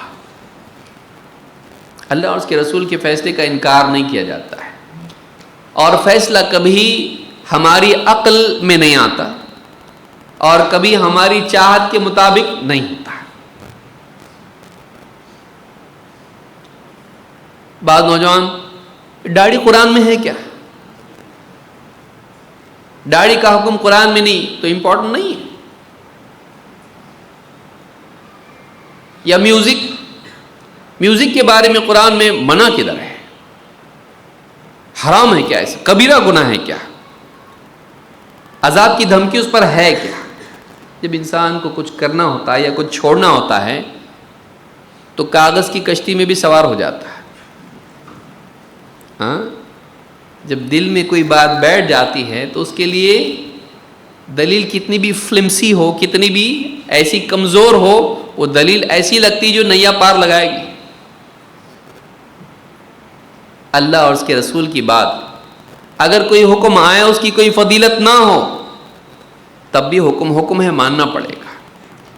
بھئی کمپنی کا باس فضیلت بتاتا آپ کو، یہ پروجیکٹ کرنا ہے آپ نے کو، ہاں صاحب، یس باس، فضیلت کیا ہے، اس پہ کیا ملے گا، کچھ نہیں بتایا، کرنا ہے کا مطلب کرنا ہے، کیوں؟ وہ باس ہے، آپ وہاں جاب کرتے ہو، آپ کو کرنا ہے، ضروری نہیں اللہ اور اس کے رسول کوئی فضیلت ہم کو بتائیں۔ اور کسی گناہ پر ضروری نہیں کہ کوئی وعید موجود ہو کہ اس پر یہ سزا ملے گی، نہیں کرنا ہے کا مطلب نہیں کرنا ہے۔ وَمَا آتَاكُمُ الرَّسُولُ فَخُذُوهُ وَمَا نَهَاكُمْ عَنْهُ فَانْتَهُوا، جو کچھ رسول تم کو دیں لے لو، جس سے روک دیں رک جاؤ۔ پھر چاہے اس پر انعام بتایا گیا ہو یا نہ بتایا گیا ہو، چاہے اس پر سزا بتائی گئی ہو یا نہ بتائی گئی، بس ہم کو کرنا ہے۔ یہ نہیں کہ آپ عقل کی بنیاد پر یا سائنس کی بنیاد پر اس کو پرکھیں، اس میں منفعت ہے نہیں ہے، اس کی حکمت کچھ سمجھ میں نہیں آ رہی تو ہم نہیں مانیں گے، نہیں، آپ کی سمجھ میں حکمت آئے یا نہ آئے نہیں آپ کو اس کو ماننا ہے، چھوڑنا نہیں ہے۔ کل میوزک میں کیا خراب ہے ایسا؟ ہلکی پھلکی میوزک نہیں سن سکتے، غزل، سینٹیمنٹل میوزک، نوجوانوں کو میوزک بہت پسند ہوتی ہے، کھاتے کھاتے بھی سنتا ہوں کان میں لگا کے، اب ہاں ایئر پوڈز لگا کے، ابھی تو کیبل بھی رکاوٹ نہیں بنتی کھانے میں، ایک یہاں لگاؤ ایک یہاں لگاؤ، بس لگے رہو، کام بھی کر رہا ہے، یہاں کھا رہا ہے، پی رہا، جا رہا، بائک چلا رہا، سب طرف، ٹرین میں ہے، جہاں بھی ہو کان میں لگا ہوا ہے۔ بولے کیا کروں؟ کچھ نہیں تو پھر میوزک سنتا ہوں میں۔ کیا ملتا ہے اس سے تجھ کو؟ پیس آف مائنڈ۔ کیا ملتا ہے؟ پیس آف مائنڈ۔ وہ آپ کی پیس آف لائف لے رہا ہے، آپ کا زندگی کا ایک حصہ آپ کا لے رہا ہے، وہ اس میں آپ کچھ اور خیر کا کام۔ قرآن سن سکتے تھے آپ، کیونکہ قرآن سے سکون ملتا ہے۔ الا بذکر اللہ تطمئن القلوب، اللہ کی یاد سے دلوں کو اطمینان ملتا ہے۔ بعض اوقات آدمی کی سمجھ میں نہیں آتا، میوزک منع کا مطلب منع کا مطلب منع نہیں کرنا، لیکن کچھ بیچ میں آ جاتے ہیں ایسے لوگ جو بتاتے ہیں میوزک چل جائے گی یا فلاں چیز چل جاتی ہے، داڑھی اتنی رکھے، کبھی جاوید غامدی آ کے بول دیں گے حضرت اعلیٰ کہ داڑھی بس اتنی دور سے دکھائی دے تو کافی ہے۔ کتنی دور سے؟ مطلب ٹیلیسکوپ سے؟ کتنی دور سے بھائی بتائیے، فاصلہ تو ڈسٹینس بھی تو ہونا چاہیے، اور وہ ضروری نہیں ہے، داڑھی بھی ضروری نہیں، وہ عربوں کا طریقہ تھا۔ بتائیے اگر اس طرح سے کرنے لگ جائیں، اور بولے کتنا ایک دم پروفیسر کے ساتھ بولتا نا آدمی، کتنا اچھا لگتا سننے کے لیے۔ دیکھیے بول کیسا رہا اصل نہیں ہے، بول کیا رہا وہ اصل ہے۔ اس لیے جتنے لوگ آپ کو دھوکہ دے کے آپ کا پیسہ لے کے بھاگ جاتے ہیں، وہ کتنا اچھا بولتے ہیں۔ ہاں، بولنا اچھا پڑتا ہے جب آپ کو گھولنا ہو، تو بولنے کو مت دیکھیے، آپ دلائل دیکھیے، اور محض عقل کی بنیاد پر نعمان علی خان بول دیں میوزک، ہاں کوئی اس کے لیے منع کی دلیل نہیں ہے، اور وہ قرآن کی آیت ہے اس میں بھی تفسیر ہے، اور وہ تفسیر میں بھی اقوال تابعین کے دلائل ہیں حدیث سے، جب آدمی ایک قرآن کے بارے میں آدمی بات کر رہا ہے، وہ حدیث نہیں جانتا اللہ کے نبی صلی اللہ علیہ وسلم کی، کیا آخری زمانے میں عذاب آئے گا، زمین دھسے گی، چہرے مسخ کر دیے جائیں گے، یہ حدیث نہیں ہے، کسی تفسیر میں ملے نہیں، حدیث کی کتاب میں ملے نہیں. میوزک کے اوپر بات کر رہا ہے آدمی، کوئی کتاب میوزک پہ پڑھنے کی توفیق نہیں ملی، لیکن جانتے بوجھتے آدمی نظر انداز کرتا ہے. اور صرف انگلش میں بول رہا ہے آدمی تو لے لیتا آدمی اس کی بات کو، اور نبی کی بات کو چھوڑ دیتا ہے. کتنی ساری حدیثیں، شیخ الالبانی نے خاص کتاب لکھی اس پر، موسیقی کی حرمت کے بارے میں، میوزک کے حرام ہونے کے بارے میں. نوجوان اس میں پڑا ہوا رہتا ہے، میوزک چلتی ہے، کوئی بڑا مسئلہ نہیں. اور بعض اوقات ایک آدھ کوئی اس طرح کا فلسفی آ کے بول دے، کوئی پروفیسر آ کے بول دے جو فیمس ہو، اور وہ بول دے چلتا ہے، تو آدمی اتنی بات کو لے لیتا ہے، بولے ان کی بات ہماری سمجھ میں آتی ہے. اللہ کے نبی صلی اللہ علیہ وسلم کی بات چاہے سمجھ میں آئے یا نہیں آئے، آپ کو ماننا ہے. جو آپ منع کر دے اس سے رک جانا ہے، منع کر دے اس سے رک جانا ہے. چاہے آپ اس میں 100 حکمتیں دکھائی دیتی ہوں، فائدے دکھائی دیتے ہوں، نہیں کا مطلب نہیں. یہ امتحان ہے ہمارا، یہ امتحان ہے. مان لیجئے موسیقی میں کچھ نقصان نہیں ہے، لیکن اگر اللہ کے نبی صلی اللہ علیہ وسلم بولے نہیں کرنے کا ہے، نہیں کیوں منع ہے، کیا غلط ہے اس میں؟ کچھ غلط نہیں ہے لیکن منع ہے، نہیں کرنا ہے، مانیں گے نہیں؟ اللہ منع کر دے مانیں گے نہیں؟ کتنی چیزیں آپ دیکھیں، سونا ہے مرد کے لیے حرام ہے، عورت کے لیے پہنتے ہی کچھ شوق لگے گا ایسا ہے؟ نہیں ہے. مرد کے لیے حرام ہے، عورتوں کے لیے جائز ہے. ایک چیز ایک کے لیے جائز، ایک کے لیے حرام ہے. اہل بیت کے لیے زکوٰۃ حرام، باقی فقراء کے لیے حلال. اللہ جس کو چاہے حلال کرے، جس کو چاہے حرام کر دے. یہ امتحان ہے بندے کا. تو بندہ ہے مانتا ہے کہ نہیں اپنے آپ کو، یا اپنی عقل کو اللہ کے مقابلے میں، رسول کے مقابلے میں تو نے ایک مستقل حیثیت دی ہے. عقل کے مطابق مانوں گا، میرا دل بولے گا تو مانوں گا میں، یا پھر اللہ کا حکم آ جائے تو مانوں گا، چاہے اس میں میرا فائدہ ہو، چاہے اس میں میرا فائدہ ہو، چھوڑ دوں گا. روزے کا سبق کیا ہے؟ روزے کا سبق ہے کیا؟ وہی کھانا جو سحری میں حلال تھا، سحری کا وقت ختم ہوتی کیا ہو گیا؟ حرام. پھر وہی کھانا جو دن بھر حرام تھا، سورج ڈوبتے ہی کیا ہو گیا؟ حلال. بتائیے کیا ہے؟ کیوں؟ کیا سمجھ میں آتا ہے اس سے؟ کیوں روک دیا اللہ نے؟ اللہ کا حکم ماننا ہے بس، کہ تیرے اندر تقوی پیدا ہو. اس کے اللہ کے بولنے پر رکنے والا بن جائے. تو اللہ کھا بولے کھاؤں گا، اللہ رک بولے رک جاؤں گا. یہ مزاج انسان میں پیدا ہو، یہ کامیابی ہے. اسی کو بندگی کہتے ہیں، کہ اپنی مرضی نہیں. جوانی میں بڑا مسئلہ یہ ہے، جوانی میں بڑا مسئلہ یہ ہے، دس از مائی لائف، یہ میری زندگی ہے، میں کسی کی سنتا نہیں، میرے حساب سے میں جو صحیح لگتا کرتا ہوں. میں پھر چاہے تو میں لڑکیوں کی طرح کان میں بالی پہن لوں گا. آج آپ دیکھیے دنیا کا حال کیا ہو رہا ہے. لڑکے لڑکیاں بن رہی ہیں، لڑکیاں لڑکے. کیوں میں کھڑا ہوا آدمی تو سمجھ میں نہیں آئے گا کون سامنے کھڑا ہے اور کون پیچھے کھڑا ہے. حالت ایسی ہو گئی ہے، لباس کے اعتبار سے ہو یا کسی بھی اعتبار سے ہو. من مانی، جوانی کا مسئلہ یہ ہے، آزادی، من مانی. نوجوان تابع ہو جائے اللہ کے حکم کے، رسول کے حکم کے، اس کی زندگی پابند بن جائے نبی صلی اللہ علیہ وسلم کی سنتوں کی. پھر عقل میں آئے یا نہ، اس میں کیا حکمت ہے نہیں معلوم ہم کو، بٹ ہمارے نبی نے کہا کرو، ہم کریں گے. ہمارے نبی صلی اللہ علیہ وسلم نے ایسا کیا.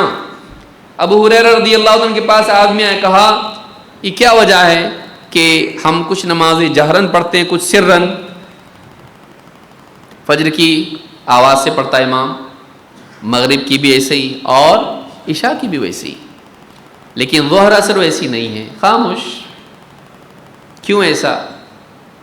تو کہا دیکھو ہمارے نبی صلی اللہ علیہ وسلم نے کچھ نمازیں جہرن پڑھی، کچھ نمازیں سرن پڑھی.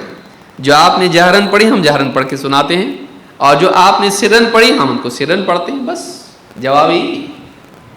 ایسا کیوں؟ ہمارے نبی نے ایسا کیا بس. اور اللہ نے بتایا ایسا کرو گے کامیاب ہو جاؤ گے. ضروری نہیں کہ اس کا کوئی ایک فلسافیکل جواب بھی ہو، فلسفیانہ کوئی جواب اس کا ضروری نہیں ہے. ہمارے نبی نے ایسا کیا، ہم ایسا کرتے ہیں. اس کا فائدہ آخرت میں معلوم ہوگا. ڈاکٹر آپ کو دوا دیتا، ڈاکٹر یہ دوا کیوں، یہ دوا کیوں، یہ دوا کیوں، وہ آپ کو سمجھے گا نہیں. صبح میں یہ کھاؤ نیلی گولی، شام میں کھاؤ پیلی گولی، بس. اچھا ہونا ہے کہ نہیں ہونا ہے؟ ہاں اچھا ہوگا، بس کھاؤ آپ اس کو. آپ کو کھانا ہے یہ. آپ کو پیٹ میں جا کے کیا ہوگا اور کون سی رگوں میں جائے گی اور کہاں تک پہنچے گی، اس کے اثرات کیا ہوں گے، آپ کو اس کے جاننے کی ضرورت نہیں ہے. یہ ڈاکٹر کا کام ہے. آپ صرف کھاؤ. اکثر تو آدمی پوچھتا بھی نہیں ہے. کتنے لوگ ہیں ہم میں سے پڑھے لکھے لوگ بھی پوچھتے نہیں ہیں. ڈاکٹر نے دوا دے دی، سیدھا جاتا ہے اور پڑوس کے میڈیکل میں ڈھونڈتا ہے، کیونکہ دوسری جگہ ملتی نہیں ہو، وہاں سے ڈھونڈتا ہے، دوا لیتا ہے، چپ چاپ جیسا بتایا ویسا کھاتا ہے. کیوں؟ اس کو معلوم ہے ڈاکٹر اچھا ہے، سچا ہے، اور اس نے جو دوا دی ہے وہ اس بیماری کے لیے فائدہ ہوگا. کیسے ہوگا مجھ کو نہیں معلوم ہے. پیٹ میں جا کے کیا ہوتا مجھ کو پیٹ کے بارے میں معلومات نہیں ہے، لیکن کھانے تک کے میں مکلف ہوں. بس اس کو کھاؤ. تو کھانے کی کھاتا ہے، لگانے کی لگاتا ہے. ہاں جس کو جیسا ڈاکٹر بولتا ویسے ہی کرتا ہو. ایسے ہوتا. کل تو ڈاکٹر صاحب پچھلی بار سر دکھ رہا تھا، آپ نے کھانے کی دیے تھے، اب لگانے کی کیوں دے رہے ہیں؟ اس کو کھائے تو نہیں چلے گا. ہاں کھانا نہیں ہے اس کو لگانا ہے. جیسا بولا ویسا کرو. یہ سمجھ میں نہیں آتا، ہاں بھی دوسرے ڈاکٹر کے پاس جاؤ. ہمارے پاس ایسے ہی علاج. ڈاکٹر کی برابر سنتا ہے، لیکن نبی صلی اللہ علیہ وسلم کی باتوں میں عقل لڑاتا ہے. نہیں کرنا ایسا. بس پڑھے لکھوں میں بیماری پائی جاتی ہے تو یاد رکھیں. ابن عباس رضی اللہ تعالیٰ عنہ کہتے ہیں بت فی بیت میمونۃ لیلۃ والنبی صلی اللہ علیہ وسلم عندہ. میں نے اپنی خالہ حضرت میمونہ کے ہاں رات میں قیام کیا، جو نبی صلی اللہ علیہ وسلم کی بیوی ام المؤمنین ہیں. اور کہتے ہیں اس رات نبی صلی اللہ علیہ وسلم کا قیام وہیں پر تھا. کیوں میں نے قیام کیا؟ کہتے ہیں لِأَنظُرَ كَيْفَ صَلَاةُ رَسُولِ اللَّهِ صلی اللہ علیہ وسلم بِاللَّيْلِ. یہ دیکھنے کے لیے کہ نبی صلی اللہ علیہ وسلم رات کی نماز کیسے پڑھتے ہیں، تہجد کی نماز کیسے پڑھتے ہیں. اچھا نوجوان وہ ہے جس کے دل میں اس بات کی چاہت ہو کہ میں زندگی کے سارے معاملات میں دیکھوں ہمارے نبی صلی اللہ علیہ وسلم کا طریقہ کیا ہے. حسن بصری رحمۃ اللہ علیہ فرماتے ہیں اگر تیرے بس میں یہ ہو کہ سر کھجانے کے لیے بھی تو دلیل تلاش کرے تو ایسا کر. سمجھ میں آئی بات؟ یعنی ہماری زندگی کا ہر حصہ ہمارے نبی کا طریقہ کیا ہے، اس میں کھانے میں، پینے میں، چلنے میں، پھرنے میں، بولنے میں، ہر معاملے میں ہم دیکھیں رسول اکرم صلی اللہ علیہ وسلم کا طریقہ. اور خوش قسمتی یہ ہے کہ جو ڈھونڈے گا اس کو ملے گا. اللہ نے ایسا نبی ہم کو دیا اور نبی صلی اللہ علیہ وسلم کو ایسے صحابہ دیے کہ انہوں نے آپ کی زندگی کے تمام پہلوؤں کو محفوظ کر دیا. یہاں تک کہ آپ کھجور کھا کے اس کی گٹلی کیسا زمین پر رکھتے تھے اس کو بھی صحابہ نے نوٹ کیا. یہاں تک کہ آپ کو بلغم آئے اور نماز میں توک دے تو آپ نے وہ بھی بتایا کیسے اس کو یہ کرنا ہے. ہر چیز بتا دی. رات کو آپ یعنی نیند میں کروٹ لیتے تو کیا کہتے تھے، کلمات بتا دیے. بیت الخلاء میں جانا، باہر آنا، بازار میں جانا، مسجد میں داخل ہونا، باہر نکلنا، گھر میں آنا، گھر سے باہر نکلنا، سارے معاملات، کھانا پینا سونا سب کچھ ہے. کیوں نہیں؟ اور دیکھیے آج جو ریسرچ جو آج سامنے آ رہی ہے اس کو یاد رکھیے، اس میں ان لوگوں کا بولنا یہ ہے کہ انسان کی سٹریس کی ایک بڑی وجہ یہ ہے کہ انسان کی زندگی میں اس کو بہت ڈیسیجن لینے پڑتے ہیں. اور جو لوگ ڈسپلن لائف نہیں جیتے ہیں ان کو ہر چیز کے لیے ہر بار ڈیسیجن لینا پڑتا ہے. لیکن جو آدمی اس کا طریقہ متعین ہو، مجھے کھانا ہے، کھانے سے پہلے مجھ کو دسترخوان بچھانا ہے، دسترخوان پہ کھانا ہے اور سامنے سے کھانا ہے، بسم اللہ بول کے کھانا ہے، دائیں ہاتھ سے کھانا ہے، کھانے کے بعد پلیٹ پوری صاف کرنا ہے، اور اس کے بعد مجھ کو پانی پینا ہے، پانی پینے کی دعا یہ ہے، پانی کے بعد یہ ہے. ساری چیزیں اس کی کیا ہے، بالکل مرتب ہیں. اس کو زیادہ ڈیسیجن لینے نہیں پڑتے. کیونکہ اس کی لائف کیسی ہے، ایک ماڈل اس کا ہے، اس کا ایک ترتیب اس کی ہے. ایسا آدمی دوسری بڑی چیزوں پر فوکس کر سکتا ہے، ورنہ اس کو اسی میں لگا رہتا ہے. آزادی مصیبت ہے، پابندی آزادی ہے. آزادی قید خانہ ہے اور پابندی آزادی ہے، کیونکہ آدمی فری ہو جاتا ہے اس کا مائنڈ. کیوں؟ کہ اس چیز کو روٹین ہے، ہیبٹس اس کی بن جاتی ہیں. اس کی نیند میں سے اٹھا فوراً موبائل چیک نہیں. نیند میں سے اٹھتے کیا؟ سب سے پہلے الحمدللہ الذی احیانا بعد ما اماتنا والیہ النشور، اور پھر بلینکٹ وغیرہ فولڈ کر کے رکھ دیا جو بھی آپ کا ہے، چادر وادر. اور اس کے بعد پھر آپ گئے استنجا کے لیے دعا، پھر اس کے بعد آئے وضو وغیرہ کیا نماز کے لیے. ساری ترتیب آپ کی سیٹ ہے. نبی صلی اللہ علیہ وسلم کی زندگی جو آدمی دیکھے گا، اس کو پہلا اس کی فیلنگ یہ ہوتی ہے جب شمائل کی کتاب آدمی دیکھتا ہے، کتنے ڈسپلن تھے اللہ کے نبی صلی اللہ علیہ وسلم. کیوں؟ آپ کا ہر کام کا ایک طے طریقہ تھا. اور کامیاب انسان کی علامت یہ ہوتی ہے. آپ ہائیلی انٹلیکچوئلس کو دیکھیے، وہ زیادہ ان چیزوں میں ڈیسیجن لیتے نہیں بیٹھتے. آج کون سا کپڑا پہنوں میں، نیلا، پیلا، لال، ہرا، ہاں اسی میں آپ نوجوانوں کی زندگی اسی میں جاری. کون سی ڈریس کے ساتھ کون سے جوتے میچ ہوتے ہیں، گھنٹہ لگا رہا ہو. اور بچیاں تو اور لگا رہی ہیں، کمبینیشنز، پرمیٹیشنز، میوٹیشنز کیا ہے. اسی میں زندگی آپ کی، یہ مقصد ہے آپ کی زندگی کا. آپ سنت کو اپنائیے. نبی صلی اللہ علیہ وسلم کیا کرتے تھے، کون سے وقت میں کیا کرتے تھے، معلوم ہو گیا، پابند ہو جائیے اس کے. تو یہ دوسری چیز ہے جو بہت اہم ہے، اس کو یاد رکھنا چاہیے. نمبر 3،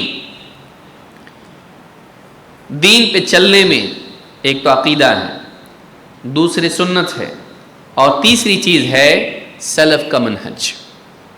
خاص کر کے ان نوجوانوں کے لیے جو دیندار طبقہ ہے، کیونکہ دین کا شوق بعض اوقات انسان کو غلط راستے پر بھی ڈالتا ہے. کہ قرآن لیا، حدیث پڑھنا شروع کر دیا، اس کو شوق پیدا ہوا علم کا، علم حاصل کرنا شروع کیا، اب اپنے طور پر کچھ بھی اس سے مطلب نکالنا شروع کرے گا. نہیں، یہ دیکھنا ضروری ہے کہ قرآن و سنت پر عمل سب سے پہلے کس نے کیا، اور پھر ان کو دیکھ کے آدمی اپنی زندگی صحیح کرے، سلف کے منہج کے مطابق آدمی زندگی گزارے. صحابہ کی تعظیم دل میں ہو، صحابہ کی تعظیم دل میں ہو، کیونکہ اللہ تعالیٰ نے رسول اکرم صلی اللہ علیہ وسلم سے علم کے حصول کے لیے اور آپ کی دعوت میں آپ کی مدد کے لیے صحابہ کو چنا، کسی اور کو نہیں. اللہ تعالیٰ فرماتا ہے والسابقون الاولون من المہاجرین والانصار والذین اتبعوہم باحسان رضی اللہ عنہم ورضوا عنہ. وہ سبقت لے جانے والے مہاجر اور انصار، اور پھر وہ لوگ بھی جنہوں نے بہترین طور پر ان کی پیروی کی، ان کو فالو کیا. تو لوگ دو ہو گئے، ایک مہاجر و انصار جو دین میں اسلام قبول کرنے میں دوسروں پر سبقت لے گئے، پھر وہ لوگ جو قیامت تک ان کے پیچھے آنے والے ہیں، لیکن کون؟ جنہوں نے بہترین طور پر اخلاص کے ساتھ کمال درجے میں ثواب کی نیت سے ان کو فالو کیا. اللہ نے ان کے لیے وعدہ کیا کیا ہے، رضی اللہ عنہم ورضوا عنہ. اللہ تعالیٰ ان سے راضی ہو گیا اور وہ اللہ سے راضی. وَأَعَدَّ لَهُمْ جَنَّاتٍ تَجْرِي تَحْتَهَا الْأَنْهَارُ، اور اللہ تعالیٰ نے ان کے لیے ایسے باغات، ایسی جنتیں تیار کر رکھی ہیں جن کے نیچے نہریں بہتی ہیں. خالدین فیہا ابدا، یہ جنتوں میں ان باغات میں ہمیشہ ہمیشہ ہمیشہ رہیں گے. ذالک الفوز العظیم، یہ عظیم الشان کامیابی ہے، یہ سکسیس ہے. ہائر سکسیس کیا ہے؟ To follow the right people, صحیح لوگوں کے پیچھے چلنا، یہ کامیابی کی یقینی ضمانت ہے. غلط لوگوں کے پیچھے نہیں جانا، صحیح لوگوں کے پیچھے جانا. صحیح لوگ کون ہیں؟ وہ لوگ جن کو نبی صلی اللہ علیہ وسلم نے صحیح بتایا، جن کو اللہ نے صحیح بتایا. صحابہ. بدقسمتی سے ایک طبقہ صحابہ کو آج برا بولتا ہے. کون؟ شیعہ. اور جن لوگوں کا ایجنڈا پولیٹیکل پرائرٹائز ہوتا ہو عقیدے پر، ان کو وہ لوگ بہت بھاتے ہیں۔ شیعہ کا عقیدہ کیا ہے؟ عام طور سے جو اثنا عشریہ ہیں، عام طور سے ان کا عقیدہ کیا ہے؟ جو روافض ہیں، عام طور سے ان کا عقیدہ یہ ہے کہ نبی صلی اللہ علیہ وسلم کے بعد آپ کے صحابہ مرتد ہو گئے، عام طور سے سارے، گنتی کے کچھ ہیں ان کو چھوڑ کے سب مرتد ہو گئے۔ نبی صلی اللہ علیہ وسلم کے بعد آپ کے صحابہ مرتد ہو گئے، گنتی کے کچھ لوگ رہ گئے بس، جن کو انگلیوں پر گنا جا سکتا ہے۔ اور ان میں سب سے بدترین، نعوذ باللہ، ان میں سب سے بدترین دو لوگ تھے، ابو بکر و عمر رضی اللہ تعالیٰ عنہ۔ خمینی نے اپنی کتاب میں لکھا ہے کشف الاسرار میں کہ سب سے بدترین عذاب جہنم میں دیا جائے گا دو لوگوں کو، ابو بکر و عمر رضی اللہ تعالیٰ عنہ کو۔ کیا عذاب ہوگا؟ انہیں آگ کی صندوقوں میں بند کر دیا جائے گا۔ عائشہ صدیقہ رضی اللہ تعالیٰ عنہ ام المؤمنین، جن کی گود میں نبی صلی اللہ علیہ وسلم نے دم توڑا، آپ کی وفات ہوئی، جن کے بارے میں آپ کی چاہت تھی، آپ بار بار ازواج مطہرات سے پوچھتے تھے کیونکہ آپ کی باریاں تھیں، ہر بیوی کے ہاں باری تھی، تو جب بھی آپ کسی بیوی کے ہاں ہوتے آپ پوچھتے کل میری باری کہاں ہے، کہاں ہے میری باری، آپ بار بار پوچھتے تھے۔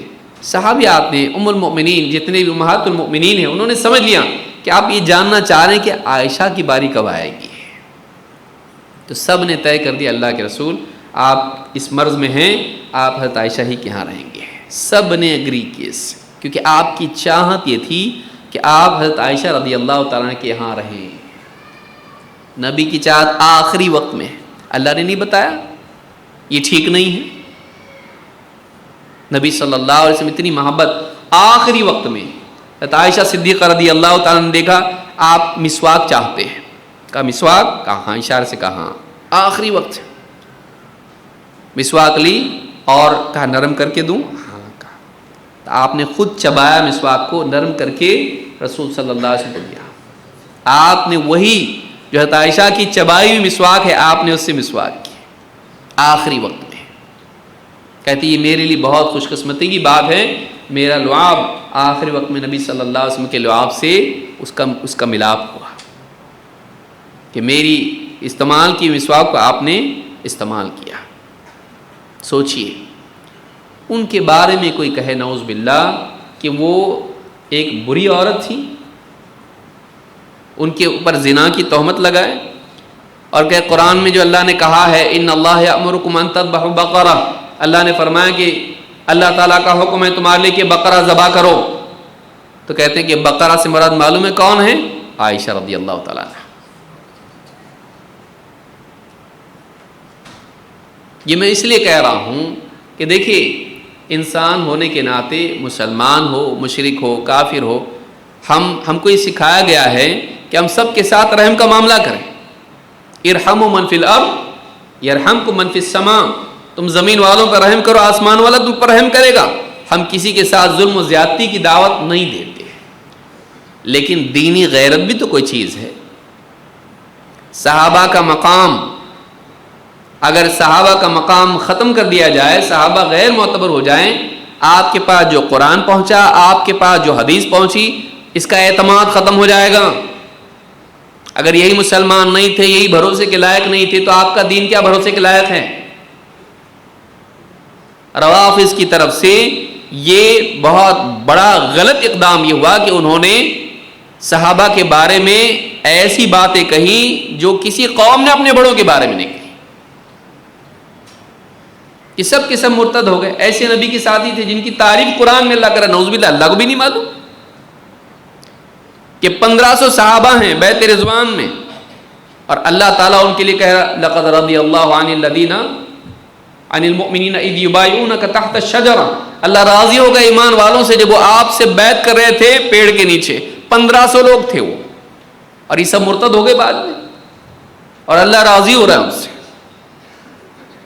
اور ان کا صحابہ کا تذکرہ تورات اور انجیل میں آ رہا ہے ذالک مثلہم فی التوراۃ ومثلہم فی الانجیل، اور وہ سب مرتد ہو گئے. سوچیے. اور آج علماء کچھ کہیں تو نوجوان کہتا نہیں وہ بھی تو ہمارے بھائی ہیں. صحابہ نہیں ہے کیا؟ صحابہ اچھے نہیں؟ وہ بہت اچھے ہیں. وہ صحابہ کے بارے میں کیا کہتے ہیں؟ شیعہ صحابہ کے بارے میں کیا کہتے ہیں؟ ہماری ماں کے بارے میں کوئی آدمی چوراہے پر جا کر کہے کہ وہ زانیہ ہیں اور ہم بولیں گے نہیں بھی میرا بھائی، کرتے ایسا؟ ہماری ماں ماں ہے اور پوری امت کی ماں ماں نہیں ہے. سوچیے. تو ہم یہ نہیں کہتے کہ کوئی آدمی مار پیٹ کرے، کسی کے ساتھ میں ظلم زیادتی کرے، لیکن اس کے اندر اتنی غیرت ہونا چاہیے بھائی، جب تک یہ صحیح نہیں ہوتا نا باقی صحیح نہیں ہو سکتا. اور آج سیاسی حالات جب بدل رہے ہیں تو آج قوم آپ دیکھیے ایسے بھولے بھالے ہیں، سمجھ میں نہیں آتا ہمارے لوگ. نہیں لیکن وہ بھی تو ہمارے بھائی ہیں نا، ان کا ساتھ دینا چاہیے. ان کے مقابلے میں آدمی کس کو غلط بول رہا ہے؟ ان کے مقابلے میں آدمی کس کو غلط بول رہا ہے؟ کل کو ڈر اس بات کا ہے کہ ہمدردیاں ہماری ہو جائیں شیعوں سے. نہیں ہم لوگ بھائی بھائی ہیں، بہت اچھے، ہم لوگ دوست ہیں، ٹھیک ہے. یہ ان کے امام باڑے میں جا کے بیٹھے، محرم کا مہینہ ہے، آئیے نا ذرا ہمارے یہاں بھی آئیے، اور جا کے بیٹھے اور صحابہ کی اوپر لعنتیں سنیں، اہل بیت کے بارے میں سنیں، ان کی باتیں سنیں، جھوٹی سچی ساری باتیں سن کے اس کا بھی دل صحابہ کے بارے میں خراب ہو جائیں، اس کا بھی دل صحابہ کے بارے میں خراب ہو جائے. اور بعید نہیں، اور ہوا ہے ایسا ہوا ہے. ایسے آپ دیکھیں یوٹیوب پہ آپ کو ملیں گے کئی ویڈیوز ایسے، صحابہ پہ کیا ان کا عقیدہ کیا ہے. ان کا جو بہت زیادہ مناظرہ کرنے والا ہے اس کا اپنا کہنا ہے کہ کفار کی دو قسمیں ہیں. ایک وہ جو کھلم کھلا اللہ کو نہیں مانتے تھے، رسول کو نہیں مانتے تھے. دوسری قسم وہ ہے جو مانتے تو تھے لیکن اندر سے مسلمان نہیں تھے. ہم ابو بکر و عمر کو ایسا مانتے ہیں، علانیہ بول رہا ہے وہ، اور ہم پھر بھی بھائی بنانے کو تیار ہیں. ہاں ہو سکتا جو ابو بکر و عمر رضی اللہ تعالیٰ عنہ کو مسلمان نہیں مانتا ہے وہ مسلمان نہیں ہے. تواتر کے ساتھ ان کے بارے میں فضائل ان کے ہیں. جو عائشہ صدیقہ رضی اللہ تعالیٰ عنہ کو ان پر تہمت کو ان کو تہمت سے بری نہیں مانتا ہے وہ مسلمان نہیں ہے. قرآن کی آیتیں نازل ہوئی ان کے لیے سورہ نور میں، وہ قرآن کے فیصلے کو نہیں مان رہا ہے. اور اس پر علماء کا اتفاق ہے، اتفاق ہے علماء کا اس پر. بلکہ امام مالک رحمۃ اللہ علیہ نے کہا ہے قرآن کی آیت سے، سورہ فتح کی آخری آیات جو ہیں اس میں کہا کہ جو آدمی لیغیظ بہم الکفار، اس حصے کی بنیاد پر انہوں نے کہا جس آدمی کو صحابہ سے چڑ ہو یہ اس بات کی علامت ہے کہ یہ کفار کے وصف پر ہے، بلکہ تکفیر انہوں نے کی اس کی. صحابہ سے کافر ہی چڑ سکتا ہے، یاد رکھیے اس بات کو. تو سیاسی معاملات میں ایسے نہ اخوانیت کے راستے سے آدمی شیعت کی طرف جاتا ہے، اخوانیت کے راستے سے. کیوں؟ کیونکہ اخوانی حضرات کا ایجنڈا جو ہے یہ پالیٹکس ہے. اسلامی حکومت آنا چاہیے. اسرار احمد، مودودی اور اس طرح کے جتنے بھی ان کے ہم نوا ہیں، ان کے ہم خیال ہیں، ان لوگوں کا بولنا ہے دنیا میں اگر کوئی واقعی ریولوشن آیا ہے اسلامی اعتبار سے تو یہ ایران ہے. لیجئے بیج ڈال دیا آپ کے دماغ میں، اچھا ان کو دیکھنا پڑے گا وہ لوگ کون ہیں، یعنی انہوں نے بہت بڑا کارنامہ انجام دیا ہے، باقی سب کچھ بھی نہیں. اب ان کی ہمدردی جب بیٹھ جائے گی پھر ان کی کتابیں پڑھنا، ان سے میل ملاپ، ان کی ساری باتیں سننا دھیرے دھیرے دھیرے. اور اس میں اگر پھیٹے والا آ جائے اگر علی مرزا تو مصیبت میں اور اضافہ، مصیبت میں اور اضافہ. نہیں وہ بھی تو قرآن حدیث سے بولتا ہے نا. یاد رکھیے جو صحابہ کو نہیں مانتا ہے، جو صحابہ کو غلط بولتا ہے، جو صحابہ کے بارے میں ایمان کی دیواروں کی اینٹوں کو ڈھیلا کرے وہ آدمی کبھی صحیح نہیں ہو سکتا ہے. وہ آدمی کبھی صحیح نہیں ہو سکتا ہے. وہ آدمی کبھی صحیح نہیں ہو سکتا ہے جو صحابہ کا اعتماد کم کرے، صحابہ کے بارے میں ایسی بات کرے. دیکھیے صحابہ انسان تھے اور صحابہ سے علمی اعتبار سے اور بعض معاملات میں عملی اعتبار سے بھی کچھ نہ کچھ کمی ان میں تھی. وہ انبیاء نہیں تھے، اللہ نے ان کے لیے مغفرت کا وعدہ کیا. وہ انسان تھے اور بھول چوک سب سے ہوتی ہے.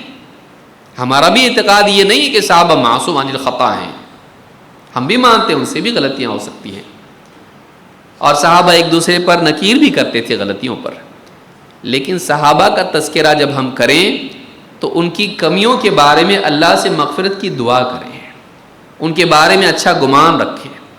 ہم یہ نہ کریں کہ صحابہ کے بارے میں ایسی بات کریں جن سے ان کی شان گھٹے اور مسلمان کے دل میں ان کے بارے میں بدگمانی اور بے اعتمادی پیدا ہو.